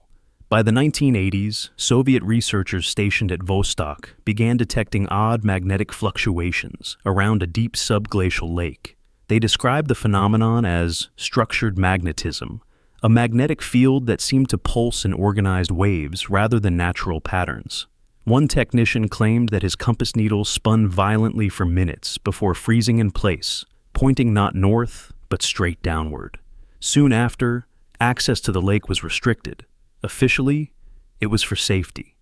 Unofficially, there were whispers that something beneath the ice was emitting steady power. Then, in 2001, seismic probes recorded what experts called metallic echoes, sharp, clean reflections that should not exist beneath ice and rock. The signals came from extreme depths 3,500 meters below. When models of the echo were reconstructed, they revealed symmetrical shapes, not random strata, but deliberate forms, smooth, curved, and perfectly uniform. One structure in particular resembled a vast disc-like object nearly a kilometer wide. The frequency profile of the echo suggested that it was composed of an ultra-dense metallic material, one unknown to modern metallurgy. Government agencies quickly intervened. American and Russian research teams were told to cease redundant exploration. Several expeditions were suddenly recalled. Independent geophysicists trying to analyze the data found themselves locked out of their databases. Within months, both countries classified the coordinates as restricted. The story was buried under layers of official silence, but rumors spread faster than radio waves through ice. According to leaked notes from a U.S. Navy contractor, one of the sealed objects emitted low-frequency hums that seemed to modulate every few hours like a signal trying to align with something. The vibrations were faint but rhythmic, detectable only through specialized seismic instruments. When analyzed, the pattern appeared almost intentional, like a coded pulse. The team monitoring it referred to it jokingly as the heartbeat. A week later, the project was terminated. Every record, every device, every log file erased. In 2006, European imaging satellites picked up thermal signatures that didn't match any known geothermal activity. They were perfectly circular, evenly spaced, and emitted constant warmth, despite the freezing surroundings. When the images briefly appeared on public scientific databases, they were removed within hours. Replacements were uploaded showing only blank terrain. But by then, copies had been archived. Amateur researchers enhanced them, revealing faint outlines of massive shapes, domes, arcs, and linear corridors beneath the ice shelf. Some claim that what lies beneath the ice isn't just mechanical, it's biological. A few whistleblowers from Antarctic research stations have described organic-looking patterns embedded in the ice walls, fibrous textures, black veins resembling carbon structures, and frozen imprints of shapes that seem almost skeletal. One chilling account from 2014 described researchers discovering a translucent form the size of a car embedded in a glacier. The report claims that when heat drills were used nearby, the ice began to bleed, releasing a dark fluid that quickly refroze. The team was evacuated the next day. These testimonies sound unbelievable, yet they persist. And strangely, they all describe the same thing: an object that looks too perfect, too symmetrical, too deliberate to be natural. Circular chambers, hexagonal vaults, strange alloys that resist melting, and fragments of material that exhibit non-terrestrial isotope ratios. One sample, allegedly retrieved during an unconfirmed joint mission between the U.S. and France, was described as a self-healing composite capable of molecular realignment when fractured. If true, that would make it the most advanced material ever found on Earth. The idea that alien artifacts might be preserved under Antarctica's ice isn't new. It's older than modern science. Ancient Sumerian and Hindu texts speak of frozen gods buried beneath the southern world, encased until the cycle restarts. The Hopi legends tell of star metals that fell into the cold lands and were hidden to protect the earth from their energy. Even medieval cartographers, like Orontius Finaeus in 1531, drew maps of Antarctica long before its discovery maps, showing mountains and rivers exactly where ice now covers everything. How could they have known? In recent decades, governments have quietly increased their presence around the poles. Satellite surveillance has grown exponentially, and private expeditions have been denied entry to certain coordinates without clear explanation. The Antarctic Treaty, often hailed as a peace pact, functions like a velvet cage forbidding military activity, restricting travel, and ensuring no nation claims the continent. Yet, behind the language of cooperation lies control, and control always guards something. Some intelligence sources claim that in 2017, a classified NATO operation was launched to extract non-human artifacts detected beneath a glacial ridge near Lake Vostok. The supposed recovery team included both scientific and military personnel. A week into the mission, communication ceased. Officially, that it was a weather emergency. Unofficially, satellite data shows aircraft evacuation and thermal flares at the exact coordinates. The files were locked under NATO secrecy protocols. No report was ever published.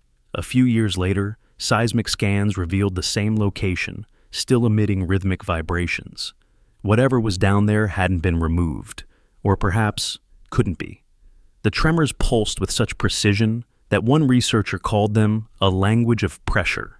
When converted into audio frequencies, they resembled deep, droning tones eerily similar to the mysterious Antarctic hum recorded decades earlier. Skeptics dismiss all of this as coincidence, misinterpretation, or myth. They point out that metal-like echoes could be dense ice layers, and magnetic pulses might simply be natural anomalies. But what if the skeptics are right only partially? What if something ancient, mechanical, and organic exists simultaneously, a kind of hybrid between artifact and organism, a relic of intelligence so far beyond ours that even its decay looks alive? That's what frightens scientists the most, the idea that whatever lies beneath might not be dead. Some readings show periodic increases in internal heat, as if the objects respond to external observation. Others have detected micro-vibrations coinciding with lunar cycles, suggesting sensitivity to gravitational shifts. It behaves, in short, like something dormant, not destroyed. Those who have seen the classified imagery describe one object as a cathedral of metal, smooth arcs, spiraling hallways, and crystalline surfaces reflecting faint blue light. When the probe light struck the surface, the temperature changed by several degrees, as if the structure absorbed and redirected energy. The team monitoring it reported their instruments malfunctioning in sequence, like an electromagnetic pulse rippling through the ice. If that's true, it changes everything we know about human history and cosmic contact.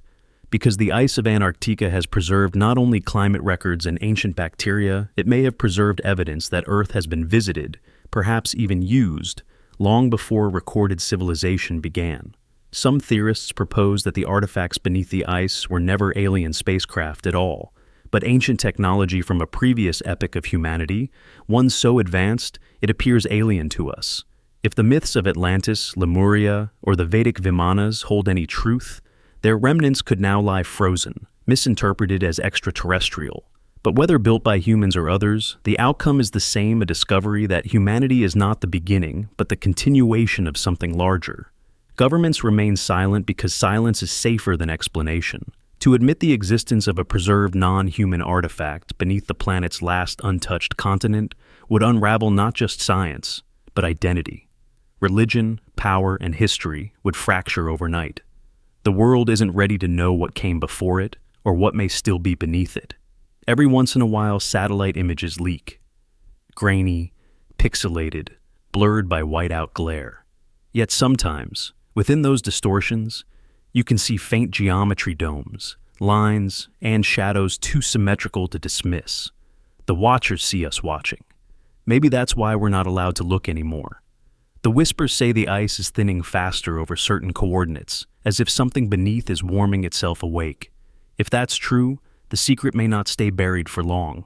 Perhaps the greatest discovery in human history won't be made. It will reveal itself. And when it does, it will remind us that we have never been alone, and that Antarctica's silence has never been empty. Perhaps that's the most haunting part of the rumor, not that the artifacts are alien, but that they are patient. Whatever intelligence crafted them seems to understand time differently. For us, 10,000 years is the rise and fall of empires. For them, it's the blink of an eye. Maybe the ice isn't a grave, maybe it's a vault, preserving something that was meant to outlast extinction, war, and memory itself. Some believe the objects beneath the ice are markers, not ships, not machines, but warnings. A signal to the next civilization that climbs high enough to find them. A mirror left behind by an intelligence that once stood where we stand now, staring into a sky full of stars, wondering if they were alone. Maybe they weren't. Maybe neither are we. Whatever the truth is, governments won't hold it forever. The Earth changes faster than secrecy can keep up. The ice is melting. The sensors are improving, and every year, more data escapes the filters. Someday soon, the shape beneath the glaciers will no longer be rumor. It will have form, texture, proof. And when that day comes, humanity will face the oldest question ever asked, not whether we are alone, but whether we ever truly belonged to this planet at all. Until then, the ice remains a perfect silence, the kind that hides not emptiness, but memory. And beneath it, something vast and ancient still sleeps, humming softly through a frozen cathedral of time, waiting for us to remember it. For most people, Antarctica is a place of silence, endless white and still air. But for the few who have flown over it, that silence is broken by rules, restrictions, and warnings that seem to come from nowhere. There are zones on the maps, blacked out sectors, circular areas with invisible walls where pilots are ordered never to fly. They are known in aviation circles as the forbidden zones. Officially, they're for safety. Unofficially, they hide something the world was never meant to see. It began during the Cold War, when both American and Soviet aircraft started flying polar reconnaissance missions. These were not tourists or scientists, but trained military pilots with specialized clearance. They mapped magnetic fields, scanned terrain, and recorded anomalies in the Earth's crust. But strange things began to happen. Compasses malfunctioned, instruments froze, and communications cut out precisely when their routes crossed certain coordinates. The pilots called these invisible areas the blind spots. But soon, the blind spots began to show patterns. In 1962, a U.S. Navy pilot flying near Queen Maud Land reported seeing a sudden shimmer in the air, followed by a glowing haze stretching across the horizon. He thought it was a polar storm, until his instruments began spinning out of control. For 3 minutes, every gauge on his console froze, then rebooted as if the aircraft had passed through a magnetic curtain. When he landed, his onboard clock was 4 minutes ahead of base time. The report was filed and immediately classified, the location redacted. Over the next decade, more pilots began sharing similar accounts. A Chilean research pilot described flying over what looked like a mirror in the sky, a patch of air where light refracted unnaturally, as if space itself were bending. His engines faltered, his radio crackled with interference, and for nearly 2 minutes, he felt his aircraft being pulled downward by an invisible force. When he regained control, he was 40 kilometers off course. His footage from that flight was confiscated by international security authorities. Commercial airlines have always avoided Antarctica, citing safety concerns, lack of emergency landing options, and unpredictable weather. But insiders know there are specific coordinates, long, straight zones, where flight permissions are blocked even for military operations. The strange part? Those zones align perfectly with the same subglacial anomalies found by radar, the so-called pyramids, tunnels, and buried structures. It's as if the airspace above them is being actively defended, not from enemies in the sky, but from the eyes of humanity itself. One retired Air Force pilot, identified only as Major R, spoke in a 2009 interview about a flight he took over the South Pole during a supply run. His navigation system abruptly cut out over a restricted region. The compass spun uncontrollably, and when it stabilized, his aircraft was 5,000 feet lower than intended. As he looked out of the cockpit, he saw what he described as a hole in the ice, circular, vast, and dark, like a sinkhole leading straight into the planet. He said the edges shimmered, and something deep inside glowed with faint blue light. Not reflection, but emission. He never spoke publicly again. The military denied the incident ever happened. Yet, similar stories continued to surface from Argentina, from Norway, from New Zealand. Pilots describing zones where radio signals simply vanish, where the sky flickers with blue and green light like electrical storms trapped in the clouds. Some even reported seeing glowing orbs hovering motionless in the distance, then disappearing beneath the ice as if pulled downward by gravity itself. In 1983, a Brazilian air patrol captured footage of an unidentified aerial object darting over a forbidden Antarctic zone at impossible speed. The footage was classified under military secrecy. In the accompanying logbook, one note stands out. Object entered restricted sector 22B, altitude 12,000 feet, disappeared vertically into the ice shelf. The coordinates of sector 22B are still blacked out on international flight maps. During the 1990s, a handful of private expedition pilots attempted to cross those zones under civilian clearance. Most returned. A few didn't. One of the most chilling stories comes from a New Zealand pilot, Jack Holmes, who vanished in 1997 while flying a twin-engine survey craft across the polar plateau. His last transmission was garbled but decipherable. Lights below us. They're moving, repeat. They're moving. The aircraft was never found. The search was called off after 6 days, citing dangerous weather instability. The weather, however, was clear that week. Even satellite imagery seems to follow these invisible rules. Large circular regions across Antarctica appear blurred or stitched, as if the data was deliberately altered. Google Earth coordinates often lead to white voids, geometric anomalies, or distorted terrain. Officially, that's due to stitching errors. But aviation data tells another story. Those same coordinates correspond to restricted flight corridors that civilian pilots are forbidden to cross. Coincidence or policy? A declassified U.S. Air Force memo from 1978, released under the Freedom of Information Act, mentions persistent electromagnetic interference zones above glacial cavities of unknown origin. It states that aircraft should avoid prolonged proximity due to unpredictable field disruptions. The memo ends with a cryptic sentence: classify any encounter as atmospheric anomaly to prevent public speculation. Yet, not all encounters can be erased. In 2001, a Canadian cargo pilot flying near the Transantarctic Mountains reported a haze dome glowing faintly on the horizon. As he approached, his altimeter failed, and his co-pilot described feeling a pressure in his ears as though they were descending rapidly even while maintaining altitude. The temperature outside spiked by 15 degrees in less than 30 seconds. When they veered off course, the readings returned to normal. Upon landing, their navigation data was confiscated. Why, then, are these zones still forbidden today? The official explanation remains the same: safety, magnetism, and weather. But weather doesn't erase flight data. Magnetism doesn't blur satellite images. And safety doesn't explain why the coordinates are classified by multiple governments simultaneously. Some insiders suggest that these zones coincide with areas of intense geothermal activity, the same regions where buried heat signatures have been detected. Others go further, proposing that something beneath those coordinates is generating its own electromagnetic shield, an artificial defense system designed to keep the sky above it clear. If true, it means whatever lies under the ice is not only active, but aware. In 2015, leaked communications between two aviation control centers mentioned drone surveillance denial events over Antarctic no-fly zones. The drones were unmanned, yet they were forced into emergency shutdowns when approaching restricted coordinates. The data logs showed a pattern: power loss, sudden gyro malfunction, and temperature anomalies. Whatever caused it didn't just disrupt it disabled. Some pilots have privately described seeing light corridors, shafts of illumination extending from the ice straight into the clouds, visible only for seconds before fading. Instruments detect nothing, yet cameras briefly register a vertical spike in the electromagnetic field.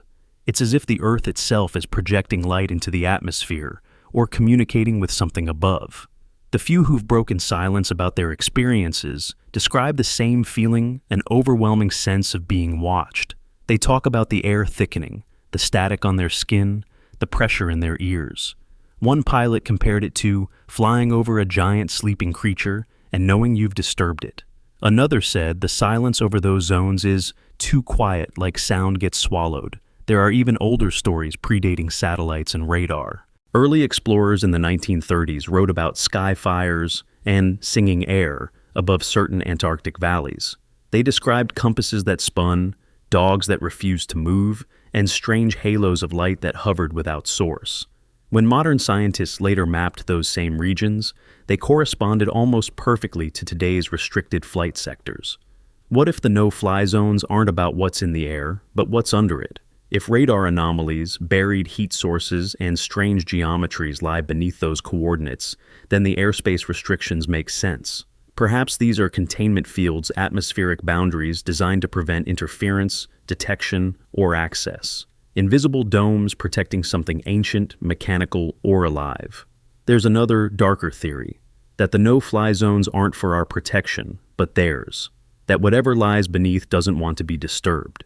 Some believe that electromagnetic interference is not an accident, it's a warning, a signal saying, stay away. Modern aviation systems now automatically reroute around certain Antarctic sectors. Pilots don't question it, the software simply prevents flight paths from crossing them. The data isn't labeled, but hidden under weather exclusion fields. Yet, in Antarctica, the weather changes every hour except in those places. There, it's always stable, always cold, always silent. And that silence hides a truth no one dares to confirm. The sky over Antarctica is not empty. It's guarded. Guarded by invisible rules, by unseen hands, by the ghost of something that once rose from beneath the ice and now demands to be left alone. Until the day someone breaks the rule and flies where no one should. We'll never know what the forbidden sky is hiding, but every pilot who's come close says the same thing. When you cross the edge of a no-fly zone, the air itself begins to hum like a warning from the world below. The technology exists. The precision drills, the heat-resistant borers, the autonomous subglacial probes, all capable of cutting through miles of ice. Humanity can send machines to Mars, land rovers on asteroids, and explore oceans deeper than light. And yet, when it comes to the frozen continent of Antarctica, the world's most advanced nations draw the line. They will study from afar, they will map and measure, but they will not drill. Not where it matters most. Not where the signals pulse, not where the maps blur into secrecy. For decades, this hesitation has been disguised as caution, a concern for contamination, environmental preservation, and treaty restrictions. But beneath those justifications lies something else. Fear. Not superstition, but scientific fear, the kind born not of ignorance, but of knowledge too heavy to carry. When you talk to the researchers who've spent their lives studying the ice, they don't speak in excitement, they speak in restraint. They know what lies below could rewrite the planet's history, but they also suspect it might do worse. Antarctica, one glaciologist once said, is like a closed book written by someone who didn't want it to be read. The first major drilling hesitation came with Lake Vostok. Buried under nearly 4 kilometers of ice, the lake had been sealed for at least 15 million years, untouched by atmosphere, isolated from sunlight. When Russian scientists finally drilled close enough to breach the lake in 2012, the operation halted abruptly. The official explanation was contamination concerns, but internal reports tell a different story. The drill hit a layer of pressurized gas, and for a moment, instruments detected a faint electromagnetic oscillation, rhythmic and structured, like a slow mechanical pulse. 2 researchers described hearing a deep rumble, like a distant engine. The sound was dismissed as thermal stress within the ice. Yet, multiple seismic stations registered harmonic vibrations, low-frequency waves that repeated at regular intervals for nearly an hour. The drill was sealed, and all future projects were postponed indefinitely. After that, every major drilling proposal faced sudden funding cuts or unexplained delays. The European Ice Core Initiative, the Chinese East Ridge Project, the U.S. Subglacial Mapper all announced, all suspended. The public reason's always the same: contamination, cost, or technical malfunction. Yet, the equipment exists, the capability exists. What doesn't exist is permission. The Antarctic Treaty allows scientific exploration, but certain coordinates are exempt from that privilege. Areas surrounding major magnetic and geothermal anomalies are considered off-limits, environmentally protected zones. But that's the language of bureaucracy, masking a deeper truth. Those are the exact regions where underground heat signatures, radar shadows, and electromagnetic fields converge. The same places where whispers of tunnels, pyramids, and sealed structures originate. Why would contamination matter in regions that have been lifeless for millions of years? Why would funding collapse for projects already built? And why would nations that compete for oil, minerals, and space suddenly agree unanimously not to touch the ice? The answer may lie in what little has been glimpsed.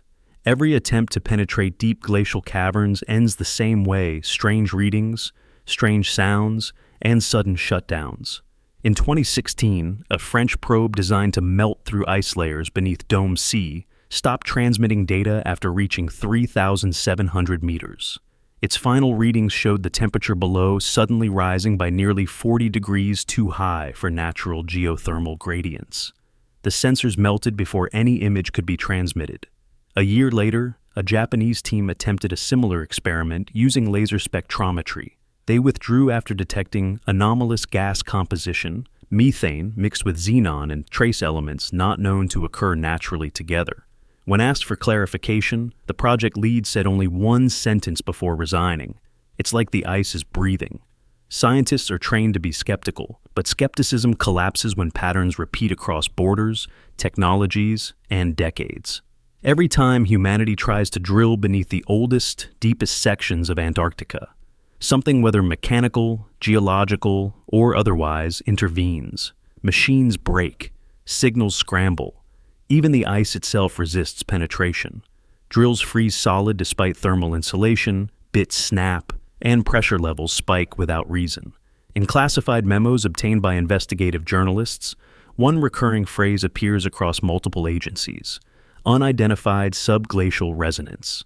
It refers to unexplained vibrational feedback occurring whenever deep penetration drills reach certain depths. Some engineers describe it as a counter-frequency, as though the ice itself is responding. The effect is strong enough to stall or reverse machinery, despite no known physical barrier being present. In 2018, a multinational team quietly ran a computer simulation to model the effects of drilling into one of the major heat zones. The results were alarming. The simulation predicted a cascade effect, rapid depressurization that could cause localized seismic collapse, potentially triggering widespread destabilization of the ice sheet. But buried in the report's appendices is a more unsettling note. The resonance signatures are structured, not random. They resemble coded harmonics. If true, that means the so-called fear of contamination is a convenient veil. What scientists fear isn't what they might release biologically, it's what they might awaken energetically. Some whisper about ancient reactors buried under the ice remnants of an advanced civilization, or perhaps something not human at all. Others suggest the warmth and magnetic interference detected in those regions indicate self-sustaining systems machines, or networks still functioning after eons, reacting to intrusion attempts. Whether myth or fact, governments treat the idea as fact, which is why drilling remains forbidden. Consider this. The United States has drilled through the Arctic crust to extract oil at depths of 10 kilometers. Russia has penetrated magma chambers with experimental borers. China mines deep-sea trenches miles below crushing pressure. Yet, in Antarctica, the one place supposedly barren and lifeless, every nation suddenly fears to dig. What logic supports that restraint, unless the danger isn't environmental, but existential? Behind closed doors, scientists speak carefully. A few have admitted that unknown electromagnetic interference disables sensors during deep drilling tests. Others refer to signal reversals data returning inverted, as if bouncing off something that absorbs and retransmits energy. Some claim the interference patterns bear mathematical ratios consistent with design, not randomness. Those who've studied the anomalies long enough stop calling them anomalies. They call them responses. Even the most skeptical geologists can't ignore one simple fact. Antarctica's oldest ice sits atop the planet's youngest magnetic field disturbances. Something beneath the crust interacts with Earth's magnetosphere subtly, rhythmically. Every drilling attempt near these hotspots amplifies those disturbances. It's as if the planet itself pushes back when pierced. In 2020, a private research firm proposed an autonomous melt probe that could descend 10 kilometers without contamination risk. The project was quietly denied international approval, citing treaty violation. But one insider leaked the meeting transcript. A government representative allegedly said, "We already drilled once, we won't drill again." No explanation followed. Whatever was found or whatever reacted, it was enough to terrify the most rational people on Earth. The refusal to drill is not incompetence, it's restraint, a global act of silence disguised as scientific integrity. Some say the ice hides a power source, others say it hides a vault. But what if it hides a wound? Something the Earth covered intentionally, something we were never meant to reopen. Every glacier, every frozen plain becomes a scar over time, white, quiet, deceptive.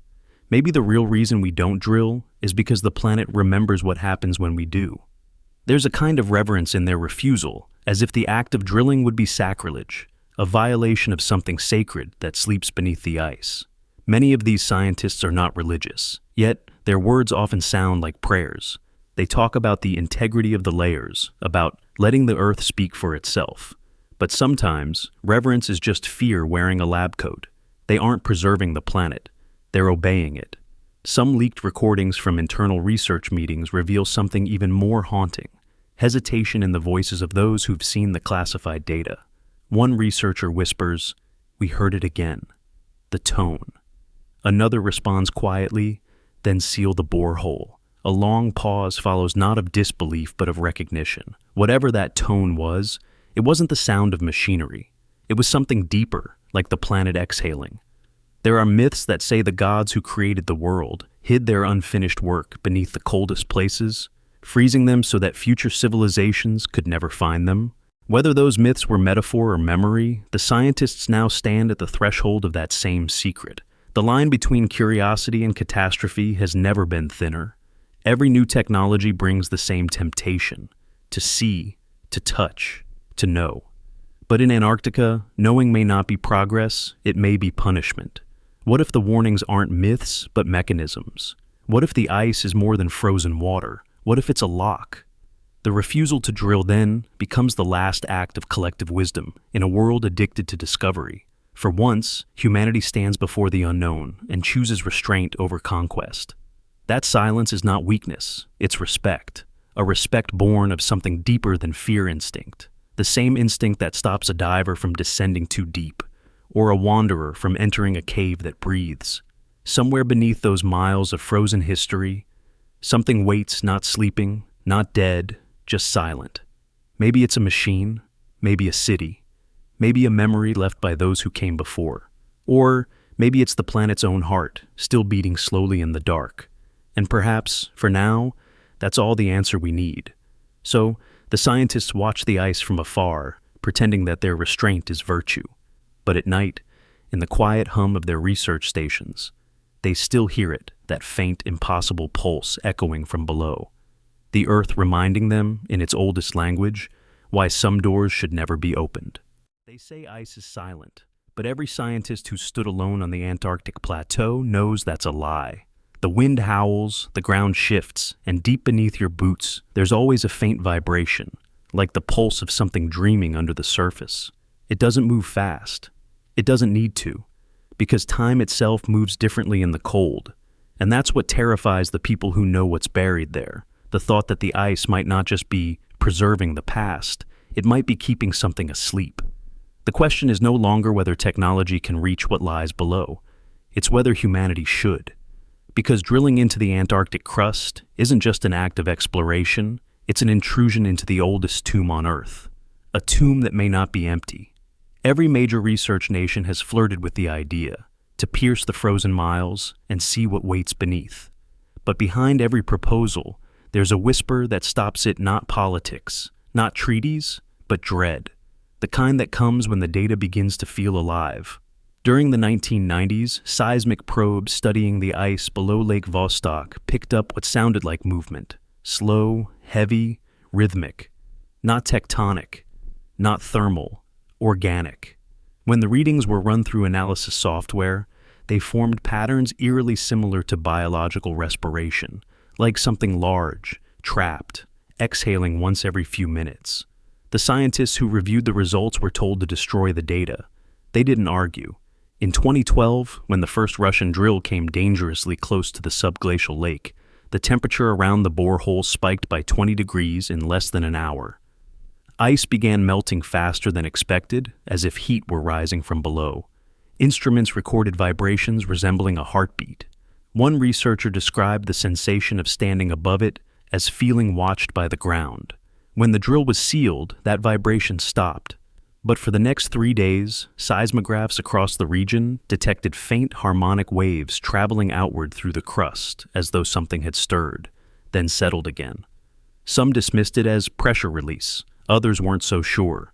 Whistleblowers from multiple research teams have privately suggested that there are voids beneath the Antarctic plate large enough to hold entire cities or ecosystems insulated by geothermal warmth. In these hollow chambers, the laws of biology could have diverged from everything we know. Whatever once lived there might have adapted to darkness, pressure, and isolation for millions of years. If those habitats are breached suddenly, even a minor disturbance could trigger biological chaos or release organisms that haven't seen oxygen since before humanity existed. But biological risk isn't what keeps the world's scientists awake. The true fear lies in energy. Some of the subglacial anomalies emit steady electromagnetic pulses, faint but structured, too consistent to be random.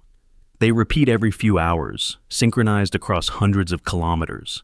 The signals are ancient, embedded in layers far older than human civilization. When sensors pick them up, they seem to echo back like sonar bouncing off something hollow, reactive, and immense. If that's true, then the ice isn't just hiding matter, it's insulating power. Imagine drilling through that insulation, the first hole in a sealed circuit, a release not of gas or water, but of something more fundamental, an energy field preserved in stasis, bound by pressure and cold. Disturb it, and it could ripple through the magnetic crust like a planetary heartbeat, a pulse capable of altering not just the environment, but the stability of the entire geomagnetic system. That's why most scientists won't say it aloud, but they understand it. The ice is not protection for us, it's protection from us. Some classified reports even describe reactive responses during early melt probe tests, temperature shifts that mirror human interference, as though the ice beneath adapts or resists when approached. It's as if the planet itself has learned defense. One researcher compared it to touching the nerve of a sleeping animal. Then there's the oldest fear of all the myth, that truth and myth occasionally overlap. Ancient texts from multiple civilizations describe an age when the world beneath awoke. Sumerian fragments speak of sleeping engines of the earth. Hindu cosmology refers to Shesha, the coiled force beneath creation. Inuit legends tell of the breath below the frost. And in Antarctica, for the first time, those metaphors sound like data. There are places where science and superstition meet, and scientists hate that intersection. But in Antarctica, even skeptics pause before the unknown. They've seen too many coincidences, too many instruments fail for reasons no textbook can explain. They've watched machines overheat in temperatures where heat should not exist. If something dormant lies below, it may not be alive in any form we understand. It might be mechanical, or it might be something in between, a consciousness bound to matter, sleeping through ice and time. In one confidential briefing from 2018, a researcher described a phenomenon called thermal mirroring. When a probe released heat into the ice, a secondary spike rose from below, equal in intensity and opposite in delay, as though the ground beneath reflected energy intentionally. It's not a wall, the report noted. It's a reaction. That's when the tone of research shifted. The dream of discovery turned into the discipline of avoidance. Since then, most deep core projects have quietly rewritten their objectives. They no longer speak of drilling to the base, they stop just short, calling it observational limitation. But the real limitation isn't technological, it's existential. Because everyone down there feels the same thing, that if we dig too deep, we won't find history. We'll wake it. Even the skeptics admit one unsettling fact. Every seismic profile beneath Antarctica shows zones of inexplicable warmth, that appear and fade like breathing. They're rhythmic, cyclical, too orderly to be coincidence. What could possibly remain that active for millions of years, trapped beneath 4 kilometers of ice? One possible answer terrifies both physicists and theologians. A self-regulating energy system, biological or artificial, still operating. If such a system exists, it might be designed to preserve equilibrium, disturb it, and it could interpret our intrusion as threat. And if it reacts, we wouldn't be drilling into a fossil. We'd be drilling into a living network, one that might not welcome awakening. That's why official explanations always sound hollow. They talk about contamination, environmental safety, and ethical oversight. But every one of those arguments hides the same subtext. We don't know what happens if we go further, because sometimes the danger isn't what you find, it's what finds you. Somewhere beneath those frozen miles, there could be a pressure older than humanity, a system still humming, its rhythm synced to the core of the planet. It may have watched ages rise and collapse, waiting for another sentient species to touch its cage, and maybe it's listening. One anonymous log from a now-defunct research outpost described a moment when their seismograph answered back. A faint pulse followed their every test, first delayed, then simultaneous, then anticipatory. The final entry reads, "The signal is syncing to us." The station was decommissioned 3 weeks later. If something beneath Antarctica is dormant, it's not dead. It's dreaming. The ice is its cradle, and our curiosity, its alarm clock. So, when people ask, could drilling unleash something dormant? The honest answer is simple: yes. But what matters isn't whether it's a creature, a system, or a consciousness. What matters is that the planet itself behaves as if it remembers. And perhaps the last time something was awakened, the world froze to forget. Maybe the ice is memory, and the cold is mercy. Maybe we're standing on a boundary drawn by forces that learned, long before us, that not every secret should be touched. And if someday we break that rule, and the silence beneath the glaciers finally moves again, then we will remember too, the way the earth remembers, through catastrophe, through awakening, through the sound of something vast, ancient, and patient taking its first breath in 100,000 years. And when that happens, the coldest place on earth will no longer be silent. It will speak through the tremors, through the storms, through the shattering of ice that was never meant to melt. And humanity will finally understand why, for all our technology and courage, the wisest minds still whisper the same warning. Do not wake what sleeps beneath the ice. For decades, the world has looked at Antarctica as a blank space, an endless white silence where nothing stirs. But silence is deceptive. Beneath that vast desert of ice, something immense and deliberate waits, buried deeper than our history remembers. It began with geometry, the shapes seen from orbit, rising through the frozen miles. Pyramids, impossible in scale and symmetry. Nature doesn't build perfect triangles. Yet the radar maps show them 3 of them, aligned precisely like Orion's belt, just as the Great Pyramids of Giza are on the opposite side of the world. At first, scientists called them nunataks, peaks of rock, pushed upward by ice flow. But the surfaces were too smooth, the angles too precise, the orientation too mathematical. They weren't just mountains, they were designed. And that design is what terrifies the people who know the truth. Because whatever lies beneath those formations isn't random geology. It's architecture. The first images came from US satellites in 2003. And within days, those images vanished from public archives. The coordinates were redacted. The files reappeared later with blurred pixels and rewritten captions. But not before several analysts, geologists, radar engineers, and cartographers downloaded copies. What they found beneath the ice wasn't just a shape. It was a structure, hollow, layered, massive.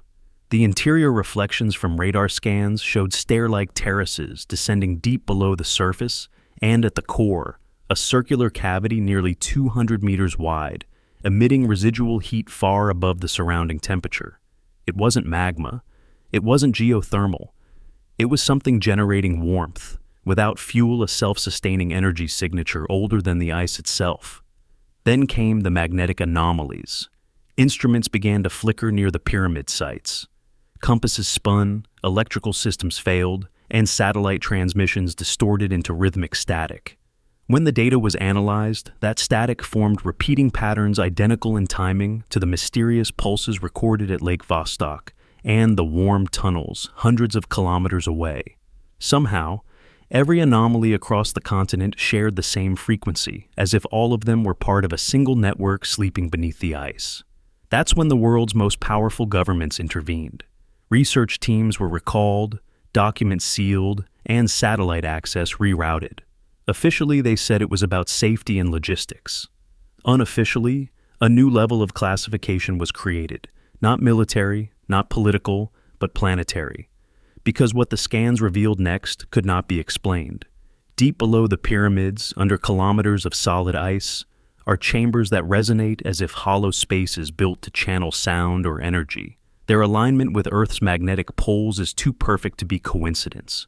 When modeled, their geometry matches the harmonic ratios of ancient temples scattered across the world: Giza, Teotihuacan, Angkor Wat. The same numbers, the same mathematics, the same impossible precision. If that's coincidence, then coincidence is intelligent. One leaked report from a defense-aligned research group described a subglacial reactor located beneath the central pyramid, a metallic object producing consistent electromagnetic radiation at low frequency. Another file referred to it as Object Delta 6 and noted that it had been active for as long as sensors could detect, at least since the first measurements in the 1960s. In other words, it never turned off. A scientist who saw the readings said later, "It's not decaying, it's maintaining, like it's waiting." And that is what truly terrifies the world. The realization that what's buried beneath Antarctica may not be dead. It may be dormant. If these structures predate humanity, if they are indeed remnants of a lost civilization, or something that came before civilization, then every religion, every scientific timeline, every foundation of human identity collapses overnight. Because that would mean we are not the first intelligent species on this planet. We're the second. Some believe the pyramids are ancient energy stations, part of a planetary system that once powered continents before the last global cataclysm. Others think they're markers, placed to stabilize something beneath the crust, a machine the Earth itself depends on. If it's still functioning, disturbing it could disrupt more than the ice. It could affect the magnetic balance that sustains life. In 2017, when a multinational expedition reportedly approached one of the pyramid zones under heavy weather cover, their signal vanished mid-transmission. Weeks later, a short encrypted file leaked to an academic server. 30 seconds of deep modulating sound, like a low mechanical hum pulsing through metal. Experts who analyzed it said it contained harmonic intervals corresponding to human vocal ranges, as though the structure itself were resonating in frequencies designed to be heard. After that leak, the base responsible for the data went silent. The coordinates were marked non-navigable. Satellite paths were adjusted to avoid them entirely. Even today, commercial mapping tools show the area as a blur of white nothing. But nothing doesn't hum. Nothing doesn't generate heat. Nothing doesn't disrupt compasses or erase expeditions. Some archaeologists speculate that these pyramids might not have been built upward at all, but downward, like inverted spires extending deep into the planet. The visible peaks are just the tips of structures that reach miles below. If true, they might connect to the warm tunnels, the magnetic corridors, the geometric caverns, all part of one colossal system buried under Antarctica's crust. Not a ruin, but a mechanism. Not ancient worship, but ancient function. And perhaps that's why scientists won't drill, why pilots can't fly, and why nations pretend nothing is there. Because the moment we break that seal, the system may awaken not as an enemy, but as something beyond control, a process restarting itself after a long sleep. Imagine the ground trembling not from earthquakes, but from machinery humming after a million-year pause. Imagine the ice glowing faintly from below, its color shifting from white to blue to gold as heat and energy rise through the cracks. Imagine realizing too late that the pyramids weren't tombs, they were locks. That's the theory whispered among researchers who have seen the sealed files, that the pyramids are containment structures, part of an ancient safeguard built to trap something beneath. Energy, consciousness, or something older than both. And that every tremor, every pulse, every magnetic surge is that system checking itself, making sure the lock still holds. When people ask why the world is terrified, The answer is simple. Because if the lock fails, everything we know changes. For thousands of years, humans have built monuments in the image of mountains and called them sacred. But maybe the ancient builders were imitating something they'd already seen the original design sleeping under the ice. Maybe the pyramids of Giza, Mexico, and Asia are not tributes, but warnings, replicas, instructions left for the survivors of the last awakening. Every few years, a new photograph surfaces online, a sharp pyramid shadow cast across the white desert. Each time, it's dismissed as pareidolia, illusion, snowdrift. But deep down, the world knows what it's looking at. The same geometry that built civilization is staring back at us from the coldest edge of the planet, and it's older than everything we've built combined. Perhaps the pyramids are not a secret to be solved, but a message to be obeyed. Stay away. Keep silent. Let the ice hold. Because if the ancient architects were not human, or not entirely, then their designs were not meant for us to understand. They were meant to contain something only they could control. And the day the ice melts, when sunlight finally touches the buried stone and the hum beneath the glaciers grows louder, humanity will realize the truth too late. The pyramids were never monuments, they were doors. And the reason the world fears what lies beneath them is because those doors were never meant to open again.